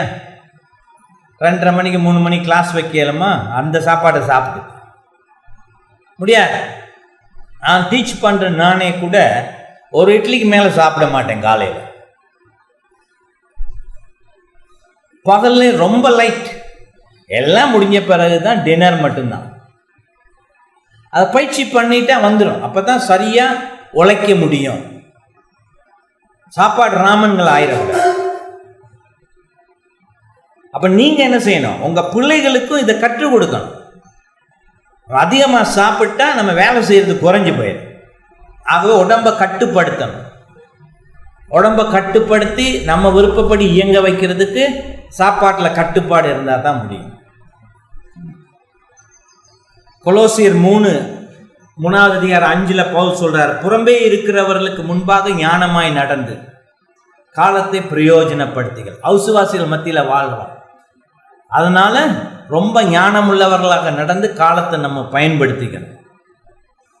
தெசலோனிக்கேயர் 5:6 பவுல் சொல்றாரு, ஆகையால் மற்றவர்கள் தூங்குகிறது போல நாம் தூங்காமல் விழித்து கொண்டு தெளிந்தவர்களாக இருக்க வேண்டும். அப்ப நேரத்தை மீதப்படுத்துவதிலும் பயன்படுத்துவதிலும் ஒரு கிறிஸ்தவன் எக்ஸ்பர்ட்டா இருக்கணும். அது பிள்ளைங்களுக்கு அதை பார்த்தும் பழகுவாங்க, நம்ம கற்றும் கொடுக்கணும். 24 மணி நேரத்தில் தூங்குறதுக்கும் நேரம் தேவை. அப்போ அந்த இதில் நம்ம கணக்கு போட்டு வேலை செய்யணும். அதுக்கு தான் ஆண்டவர் கொடுத்துருக்கிறார். அப்படி தான் நேரத்தை பயன்படுத்த முடியும். நம்மளே ஆராய்ச்சி பார்க்கணும், எங்கெங்கெல்லாம் நேரம் நம்ம வீணடிக்கிறோம்னு பார்க்கணும். அந்த வீணடிக்கிற நேரத்தை குறைச்சிக்கணும். ஆவிக்குரிய காரியங்கள், பலனளிக்கக்கூடிய காரியங்கள் செய்கிறபடி நேரத்தை நம்ம பயன்படுத்தணும். 2 திமோத்தேயு 2:4 பவுல் சொல்லுகிறார், தண்டில் சேவகம் பண்ணுகிற எவனும், தண்டில்னா போர் வீரர்கள், ஆமியில் இருக்கிறவன், எவனும் தன்னை சேவகம் எழுதி கொண்டவனுக்கு, அதாவது தனக்கு மேல இருக்கிறவனுக்கு ஏற்றவனாய் இருக்கும்படி பிழைப்புக்கு அடுத்த அலுவல்களில் சிக்கி கொள்ள மாட்டான். பிழைப்புக்கு அடுத்த அலுவல்கள்னா அனாவசிய விஷயங்கள், உலகத்து விஷயங்கள்ல சிக்கி கொள்ள மாட்டான். ஏன்னா ஒரு திறமையான விசுவாசம் உள்ள ஒரு போர் வீரனாக இருக்க முடியாது. ஆகவே நம்ம என்ன செய்யணும்? காலத்தை சரியா பயன்படுத்தணும். பாஸ்டர்ஸுக்கும் உதவிக்காரர்களுக்கும் இது நிச்சயமா சொல்லணும் நம்ம ஊர்ல. ஏன்னா நம்ம ஊர்ல ஒரு வேலையும் செய்யாம இலகுவா சம்பாதிக்கிற ஒரே ஜாப் என்னது தெரியாதா? இல்லை தூங்குறீங்களா? பாஸ்டர் வேலை. ஏன்னா பாஸ்டர்லாம் அவங்களே தானே இங்கே நியமிச்சுக்கிறது. எனக்கு ஊழியம் அழைச்சாரு, ஒரு பய கேட்கறது இல்லை, அது எப்படி வந்துச்சு, யார் அழைச்சாருன்னு கேட்கறது இல்லை. ஏன்னா நம்ம புத்தி இருந்தால் தானே கேட்போம். நான் பாட்டுக்கு நான் சொன்னேன்னா, நான் டாடா கம்பெனியில் வேலை பார்க்குறேன், சும்மா சொல்ல முடியுமா? ஒருத்தனும் சொல்ல மாட்டான். ஏன்னா அவன் இன்டர்வியூக்கு போயிட்டு அந்த இன்டர்வியூ பாஸ் பண்ணி அவன் தேறி இருந்து வேலை செய்கிறவன் தான் சொல்லுவான். பாஸ்டர் வேலையில் தான் சரி எப்படி அழைப்பு வந்துச்சு, யார் உங்களை நியமித்தது? அழைப்பு ஆண்டவர்கிட்ட இருந்து வந்துச்சு. ஆனால் சாட்சியே இருக்காது. எல்லாத்துக்கும் உலகத்தில் சாட்சி இருக்குது. ஆண்டவர்கிட்ட இருந்து வர்றதுக்கு இவங்க சாட்சியே கொடுக்க மாட்டாங்க. சரி, உன்னை யார் நியமித்தது? சபையே இருக்காது, ஒருத்தரையுமே நியமிக்கலை, இவர் தானே நியமிச்சுக்கிட்டார். அப்போ நம்ம ஊரில் தானே இந்த மந்தைகள் மாதிரி அறிவு இல்லாமல் எல்லா இடத்துக்கும் போகும் இல்லையா? அப்போ நம்ம மனுஷங்களும் உங்கள் பேச்சை கேட்டு பின்னுக்கே தெரிகிறது, கேட்குறத கொடுக்கறது. அவங்க என்ன செய்வாங்க? சோம்பேறி. சேமனை 5 நிமிஷம் கேட்டால் தெரியும் அதில் ஒன்றுமே இருக்காது. அதனால் இவன் படிக்கவே இல்லை, உழைக்கவே இல்லை, நல்லா சாப்பிடுவான், பகலில் தூங்குவான், இன்னும் கொஞ்சம் கையில் காசு பத்தாமல் இருந்தால் 10 வீடு விசிட் போகிறது, அப்போ நான் அதில் கொண்டாந்துருவான். இப்படியே பில்லு கட்டி வாழ்ந்துக்கிட்டு இருப்பாங்க. இதுக்கு பேர் பெந்தகோஸ்தே ஊழியம் சரிங்களா? உழைச்சி பாஸ்டர்ஸை பார்த்துருக்குறீங்களா? உங்கள் பாஸ்டர் அப்படி இருக்க மாட்டார். அவர் என்கிட்ட படிக்கிறார் இல்லையா, பேசுகிறதுலையே தெரிஞ்சு போயிடும் என்ன மாதிரி உழைக்கிறார். ஆனால் 90% வெளியில் கிட்டேயே போகக்கூடாது. உழைப்பே இல்லை. உழைப்பு இருந்தால் அது பிரசங்கத்திலையும் போதனையும் அதை பார்க்க முடியும். பிரசங்கத்தையும் போதனையும் பார்க்க முடியும். உழைச்சிருக்கிறாங்க. மக்களை எப்படி கண்காணிக்கிறாங்க, அவங்களுக்கு எப்படி ஆலோசனை கொடுக்குறாங்க, அதில் பார்க்க முடியும். கேட்குற ஆவிக்குரிய கேள்விகளுக்கு எப்படி பதிலளிக்கிறாங்கங்கிற அவன் படிச்சிருக்கிறானா இல்லையான்னு பார்க்க முடியும்.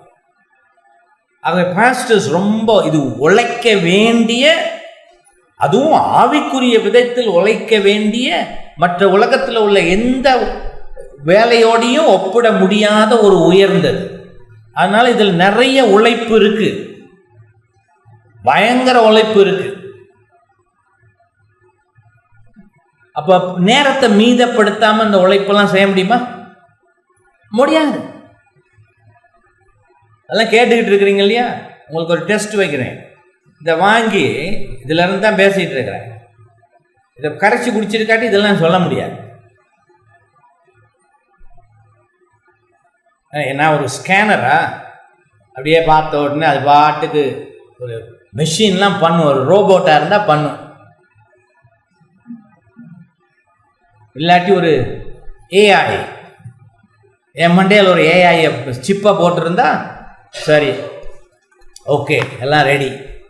ஆனால் நான் மனுஷன், அதனால் பல முறை வாசிக்கணும். வாசிக்கிறத சிந்திச்சு பார்க்கணும். ரயில் சரியாக தான் எழுதியிருக்கிறாரா? உழைப்பு இருக்குது, பயங்கரமாக உழைக்க வேண்டியது. சர்ச் வேலை, போதக வேலை. உழைப்பாதவர்களை நாம் நியமிக்கவே கூடாது. உண்மையிலேயே ஜட்ஜ்மெண்ட் வந்து போதிக்கிறவங்கெல்லாம் தனியாக ஒரு பக்கம் வச்சு ஆண்டவர் கேள்வி கேட்க போகிறார். உனக்கு தான் ஆக்கின தீர்ப்பு அதிகமாக இருக்குன்னு சொல்கிறான் வேதம், யாக்கோபு சொல்கிறார். ஆகவே யாரும் என்ன செய்யணும்? அவசரப்பட்டு போதிக்கிற வேலைக்கு போகாத. ஏன் மற்றவங்களுக்கு விழுகிற அடியில விட கூட விழும் உனக்கு. அதனால யோசி, ஜாக்கிரதை உள்ளவனா யோசி. அங்க கால் வைக்கிறதுக்கு முந்தி உணர்ச்சி வசப்பட்டுலாம் போக முடியாது, மாட்டிக்க தான் போற ஆண்டவர்கிட்ட. புல்பிட்ல இருந்து சொல்ற ஒவ்வொரு பொய்க்கும் உதை இருக்கு. வேதம் தெரியாம உளர்றதுக்கெல்லாம் உதை இருக்கு. சரிங்களா? ஆகவே அங்கே போகாதே, அவசரப்பட்டு போகாதே. இப்போ அவசரப்பட்டு ஒருத்தன் போகக்கூடாதுங்கிறதுக்காகத்தான் சர்ச் ஆண்டவர் உருவாக்கி இருக்கிறாரு. அப்போ சர்ச் ஆராய்ஞ்சு பார்த்து தான் அதில் அவனை வைக்கணும். அதனால சர்ச்சால் நியமிக்கப்படாமல் தன்னை தானே அமைத்து கொண்டவன் பேச்சு ஒருத்தரும் கேட்கக்கூடாது. இப்போ அவனுக்கு மட்டும் இல்லை, அடியும் உதையும் ஆண்டவர்கிட்ட. இப்போ அவன் அதை ஆராய்ஞ்சு பார்க்காம சிந்திக்க தெரியாதவர்களா அவங்களுக்கு காணிக்க கொடுத்து பின்னால போய்கிட்டு இருக்கிறவங்களுக்கு உதை இருக்கு. இப்போ நீங்க செஞ்ச பாவம் என்னது? யார் பின்னுக்கு போகக்கூடாதோ அவங்க பின்னுக்கு போற பாவம். ஆகவே 2 பேரும் வாங்கி கட்டிக்க தான் வேண்டியது. ஏன்னா இது கர்த்தருடைய ஊழியம், பணி இல்லையா? கர்த்தர் பொறுத்துக்க மாட்டார். உலகத்தில் யார்கிட்ட வேலை செய்கிறீங்களோ அவனால் உங்களை கர்த்தர் பார்க்குற மாதிரி பார்க்க முடியாது. அவனுக்கு தெய்வீகம் இல்லை. அதனால் அவனை நீங்கள் ஏமாற்றிக்கலாம். ஆண்டவர் ஏமாற்ற முடியுமா? அவர் கண்ணுக்கு ராவணனை விட பெரிய கண் இருக்கே, முன்னுக்கு பெண்ணுக்கு எல்லா இடமும் இருக்கே. அது எக்காலமும் தெரிந்தவரும் வேலையா? அதனால் தப்ப முடியாது. ஆகவே உழைக்காதவர்களை நாம் கேட்கக்கூடாது. அவங்க பிரசங்கம் பேச்சு கேட்கக்கூடாது. சும்மா பாராட்டக்கூடாது விஷயம் தெரியாமல். எது சரியானது எது உண்மையானதுங்கிறது தெரியாமல் அதை கேட்குறதே தப்பு. நீங்களும் கவனமாக இருங்க. சரி, இப்போ அடுத்தது நமக்கு நேரம் போகுது. இப்போ 12வது, அதிகமாக செல்லம் கொடுத்து விடக்கூடாது என்ற பயத்தோடு பிள்ளைகளுக்கு பயிற்சி கொடுக்கணும். அதிகமாக செல்லம் கொடுக்கக்கூடாது. செல்லம் கொடுக்கணும், ஆனால் அதிகமாக கொடுக்கக்கூடாது. அதுக்கு ஒரு அளவு இருக்கு. கண்டிக்க வேண்டிய நேரத்தில் கண்டிக்கணும். அதனால தான் வேதம் சொல்லுது, நீதிமொழிகள் 13:24, பிறம்பை கையாளாதவன் தன் மகனை பகைக்கிறான், அவன் மேல் அன்பாய் இருக்கிறவனோ அவனை தண்டிக்கிறான். பிறம்பை கையாளாதவன் தன் மகனை பகைக்கிறான், தன் மகனுக்கு எதிரியாகிறான். அப்ப எப்ப பிறம்ப கையாளுறது? கையாளுவதற்கு முன்பு நம்ம பெற்றோர்கள் ஞானம் உள்ளவர்களாக இருந்து அது என்ன தவறுன்னு பார்க்கணும். என்ன தவறுன்னு பார்க்கணும். டேபிள் உட்காந்து சாப்பிடுறோம், 5 வயசு பையன் சாப்பிட்டுக்கிட்டு இருக்கிற நேரம் அவன் ஒரு டிஷ் அப்படியே எடுக்க பார்க்குறான். சின்ன பையன் எடுக்கிறான். ஆனால் அவன் சின்ன பையன் டிஷ் கொஞ்சம் பெருசாக இருக்கு, கை தழுவி கீழே விழுந்து உடைஞ்சு போயிடுது.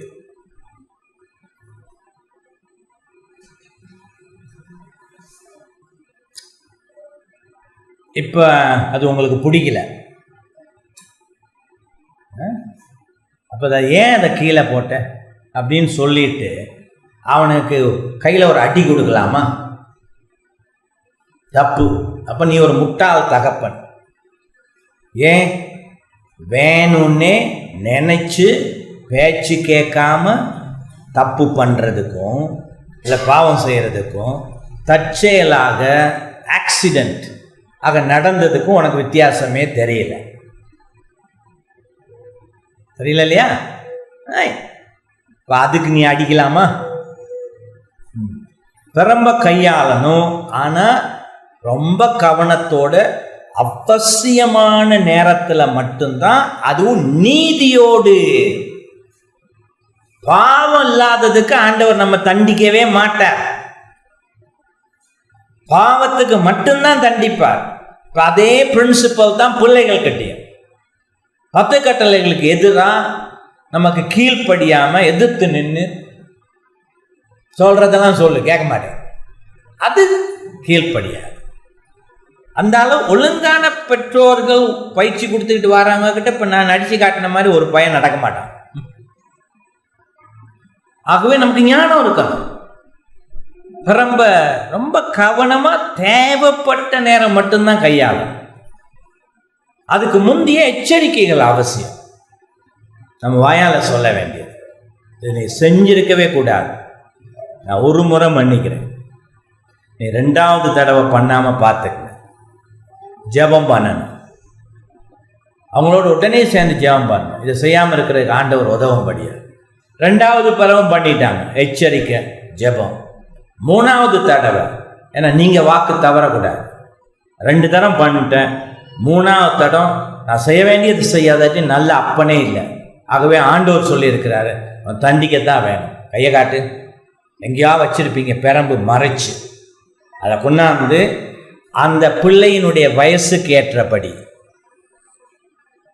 தண்டனையா இருக்கணும், தடவி கொடுக்கறதா இருக்கக்கூடாது. அந்த பிள்ளையினுடைய வயசுக்கு ஏற்றபடி வழி இருக்கணும். கோழி இருக்குது, வெட்டி சாப்பிட போறீங்க, கழுத்தில் வச்சு தடவிக்கிட்டே இருந்தீங்கன்னா கழுத்து போகுமா? அப்போ அந்த கோழியை கொல்லணுமா இல்லையா?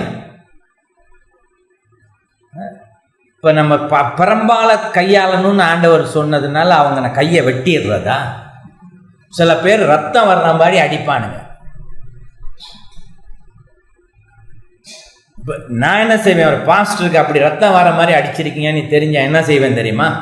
உங்கள் சர்ச்சில் பாஸ்டராக இருந்தால் கூப்பிட்டு பேசி அம்மாக்கிட்ட கேட்டு பையனையும் காட்டி காயத்தையும் பார்த்து ரத்தம் வர மாதிரி அடிஞ்சிருக்கா எல்லாம் பார்த்து இவனுக்கும் பயங்கர எச்சரை கொடுத்து போலீஸுக்கு ஃபோன் பண்ணுவேன். ஏன் நீ 2 தப்பு பண்ணிட்ட. தகப்பனா இருந்து பிள்ளைக்கு செஞ்ச தப்பு நாட்டு சட்டத்துக்கு எதிராக செஞ்சிருக்கிற. ஆகவே நீ தண்டனையை சர்ச்சிலையும் அனுபவிக்கணும், நீ நாட்டிலையும் அனுபவிக்கணும். ஏன்னா ரத்தம் மாற மாதிரி அடிக்கிறவன் கொலகாரன். அவனுக்கு 3வது பிரச்சனையே வருது. இவன் கிறிஸ்தவனான்னு யோசிச்சு பார்க்கணும். கிறிஸ்தவன் அந்த அளவுக்கு போக மாட்டான். இப்போ நீங்கள் அப்படி செய்கிறவங்களா இருந்தால் நிச்சயமாக உங்கள் அப்பா அம்மா தாத்தா பாட்டிக்கிட்ட இருந்து தான் கற்றுக்கிட்டு இருந்துருக்கிறீங்க. உங்களை யாரும் சரியாக வளர்க்கலை, உங்களை யாரும் திருத்தலை. அதனால தான் இப்படி போய் முடிஞ்சிருக்கு. ஆகவே பிரம்பை கையாளுன்னு ஆண்டவர் சொன்னால் அதுக்கு என்ன சொல்கிறார், அதுக்கு என்ன அர்த்தம்? பிரம்பும் பயன்படுத்தத்தான் வேணும், ஆனால் நீ சிக்ஷை செய்யாகிறவனாக இருக்கணும். அன்போட 2 தடவை எச்சரித்து திருத்த பார்த்து முடியாத பட்சத்திலே அந்த குழந்தையினுடைய வயசுக்கு ஏற்றபடி பிரம்பு பயன்படுத்த. அதை ஏன் பயன்படுத்துறோம்னு அவங்களுக்கு தெரியணும், அது சொல்லணும். அந்த பிரம்பை பயன்படுத்தின பிறகு நீ தகப்பனாக இருப்பதனால நீ உட்கார்ந்து அவங்களோட ஜெபம் பண்ணணும், அவங்களுக்கு நம்பிக்கையை கொடுக்கணும். ஆண்டவர் செய்ய சொன்னதை தான் செஞ்சிருக்கிறோம். ஆகவே ஆண்டவரே நீங்கள் சிச்சை சொன்னபடி நான் செய்திருக்கிறேன், இவன் திருந்த உதவுங்க ஆண்டவரே. ஜெபம் பண்ண. ஏன் அடிக்கிறதோ இருக்க முடியாது, அன்பை காட்டணுமா இல்லையா? ஜெபம் பண்ண. இது ஒவ்வொரு நாளும் நடக்காது. நான் தான் சொன்னேன், என் பிள்ளைகளுடைய வாழ்க்கையில் குறைஞ்சது 1 இல்லாட்டி 2 தான் நடந்திருக்கு. ஆனால் அந்த வழிக்கு அவங்க போகவே இல்லை. ஒழுங்காக வளர்த்தா ரொம்ப ஒவ்வொரு நாளும் தண்டிச்சுக்கிட்டு இருக்க வேண்டிய அவசியம் வராது. எல்லாம் பெற்றோர்களில் தான் இருக்குது. ஆகவே அதிகமாக நீங்கள் செல்லமும் அதிகமாக கொடுத்துறாங்க. அது ஏன்னா ரொம்ப இலகிய மனப்பான்மை. இலகிய மனப்பான்மையில் அதுக்கு பேர் பலவீனமான இருதயம். உண்மையிலேயே சொல்ல போனால் இது ஒரு கையாலாகாத குணம். ஏன்னா செய்ய வேண்டியதை செய்யாட்டி, ஒரு போலீஸ் ஆஃபீஸராக இருந்து கண்ணு தெரிய ஒருத்தன் திருடிக்கிட்டு போகிறான்னா அவனை பிடிக்காமல் இருந்தான்னா அவன் போலீஸ் ஆஃபீஸரா?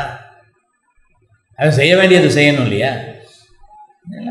இது மாதிரி தான் பெற்றோர்களும்.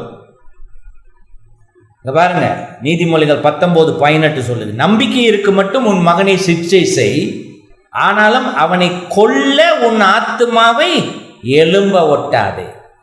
அப்படியே ஒரு தண்டிக்க வேண்டிய நேரத்தில் நம்ம பிரம்ப எடுத்த பொழுதும் உங்கள் இருதயத்தை நல்லா சோதிச்சு பார்க்கணும். நீங்கள் அதை கோபத்தில் செய்கிறீங்களா அவன் மேலே? உங்கள் இருதயம் அது பாதிக்கப்பட்டு எனக்கு இது மரியாதை இல்லைன்னு செய்கிறீங்களா?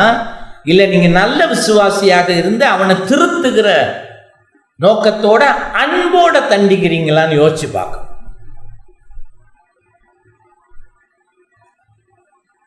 (22:15) நீதிமொழிகள், பிள்ளையின் நெஞ்சில் மதியினம் ஒட்டி இருக்கும், அதை தண்டனையின் பிரம்பு அவனை விட்டு அகற்றும். நீதிமொழிகள் 23:13-14 சொல்லியிருக்கு, பிள்ளையை தண்டியாமல் விடாதே, அவனை பிரம்பினால் அடித்தால் அவன் சாக மாட்டான். நீ பிரம்பினால் அவனை அடிக்கிறதுனால் பாதாளத்துக்கு அவன் ஆத்துமாவை தப்புவிப்பாய். அவ பிரம்ப கவனத்தோட ஜபத்தோட அன்போட கையாளுகிற பொழுது அவன் நரகத்துக்கு போறத குறைச்சிடுறீங்க. பிரம்பும் கடிந்து கொள்ளுதலும் ஞானத்தை கொடுக்கும். நீதிமொழிகள் 29:15-17. தன் இஷ்டத்துக்கு விடப்பட்ட பிள்ளையோ தன் தாய்க்கு வெட்கத்தை உண்டு பண்ணுகிறான். உன் மகனை சிக்ஷை செய், அவன் உனக்கு ஆறுதல் செய்வான், உன் ஆத்துமாவுக்கு ஆனந்தத்தையும் உண்டாகுவான்.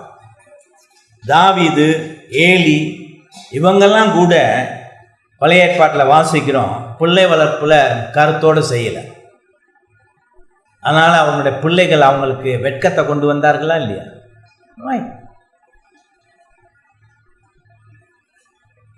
14வது, உங்களுடைய இடைவிடாத முன்மாதிரியான நடத்தை உங்களுடைய பிள்ளைகளில் ஏற்படுத்தக்கூடிய செல்வாக்கை மனதில் வைத்திருந்து பயிற்சி கொடுங்க.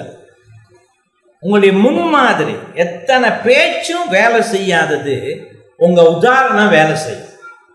அதனால தாயும் தகப்பனுமா உங்க பிள்ளைகள் கிட்ட நீங்க எப்படி நடந்துக்கிறீங்கிறது ரொம்ப ரொம்ப அவசியம். ஒவ்வொரு நாளும் அவங்க பார்க்கும்படியா எப்படி நடந்துக்கிறீங்க. நீங்களே ஒரு பலவீனத்தினால ஒரு நாள் தப்பு செஞ்சிட்டீங்கன்னா நீங்க என்ன செய்யணும்? உங்க பிள்ளைகளுக்கு அது தெரிஞ்சிருச்சு, உட்கார்ந்து உங்க பிள்ளைகள் கிட்ட மன்னிப்பு கேட்கணும். ஆண்டவர்கிட்டையும் கேட்கணும், உங்க பிள்ளைகள் கிட்ட மன்னிப்பு கேட்கணும். அப்பதான் அவங்க என்ன செய்வாங்க? உங்களை நம்புவாங்க. நீங்களும் கேட்கணும், நானும் மனுஷன்தான், செய்திருக்கவே கூடாது, தப்பு, நேரம் தவறாக திட்டீங்க, மன்னிப்பு கேளுங்க. மன்னிப்பு கேட்டே ஆகும். பிள்ளைக்கு முன் பாவம் செய்கிறவன்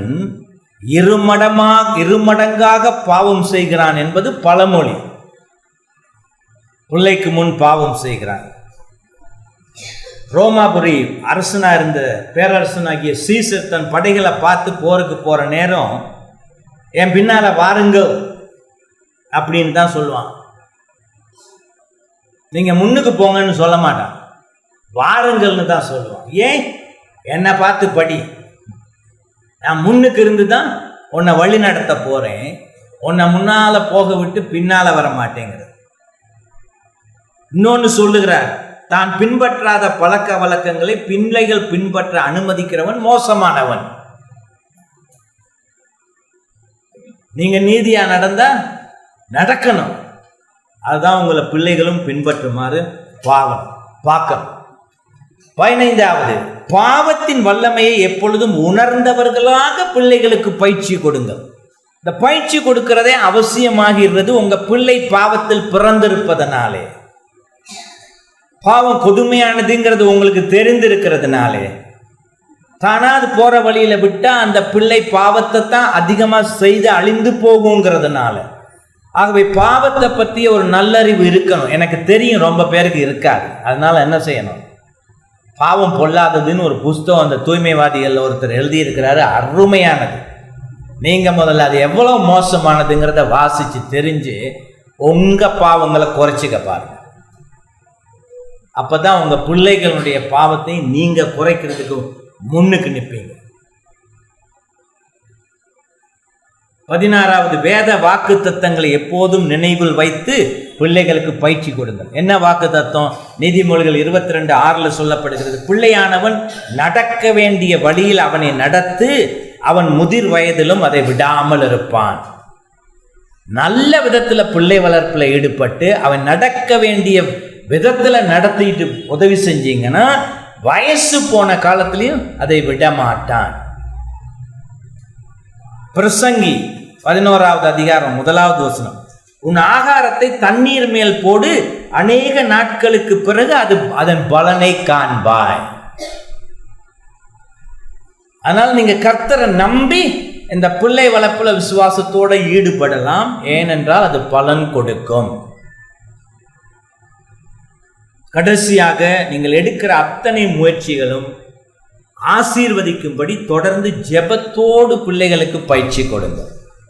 நீங்க சரியானதை வேதத்தின் படி செய்தால், வேதம் சொல்லுகிற படி செய்தால், விசுவாசத்தோடு செய்தால், ஜெபத்தோடு செய்தால், உங்க வாழ்க்கையில சரியா வாழ்ந்து செய்தால் ஆண்டவர் ஆசீர்வதிக்காம விடவே மாட்டார்.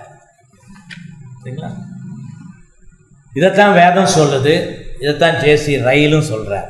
ஆகவே பிள்ளை வளர்ப்பு மிகவும் பொறுப்புள்ள ஒரு காரியம். விளையாட்டு பொருளா பிள்ளைகளை பயன்படுத்தக்கூடாது. நீங்க பொறுப்பு இல்லாம நடந்தா உங்க பிள்ளைகள் கெட்டு போவார்கள். ஆகவே நீங்க திருந்துங்க முதல்ல. நீங்கள் என்னன்னா தப்பு இந்த விஷயத்தில் விட்டுருக்கிறீங்கன்னு எனக்கு தெரியாது. வீட்டுக்கு போய் ஜெபம் பண்ணுங்க. கணவனும் மனைவியுமா உட்கார்ந்து ஆண்டவர்கிட்ட மன்னிப்பு கேளுங்க. அழுது மன்னிப்பு கேளுங்க. நீங்கள் மாறுங்க. உங்களுக்கு உதவும்படி ஆண்டவர்கிட்ட கேளுங்க.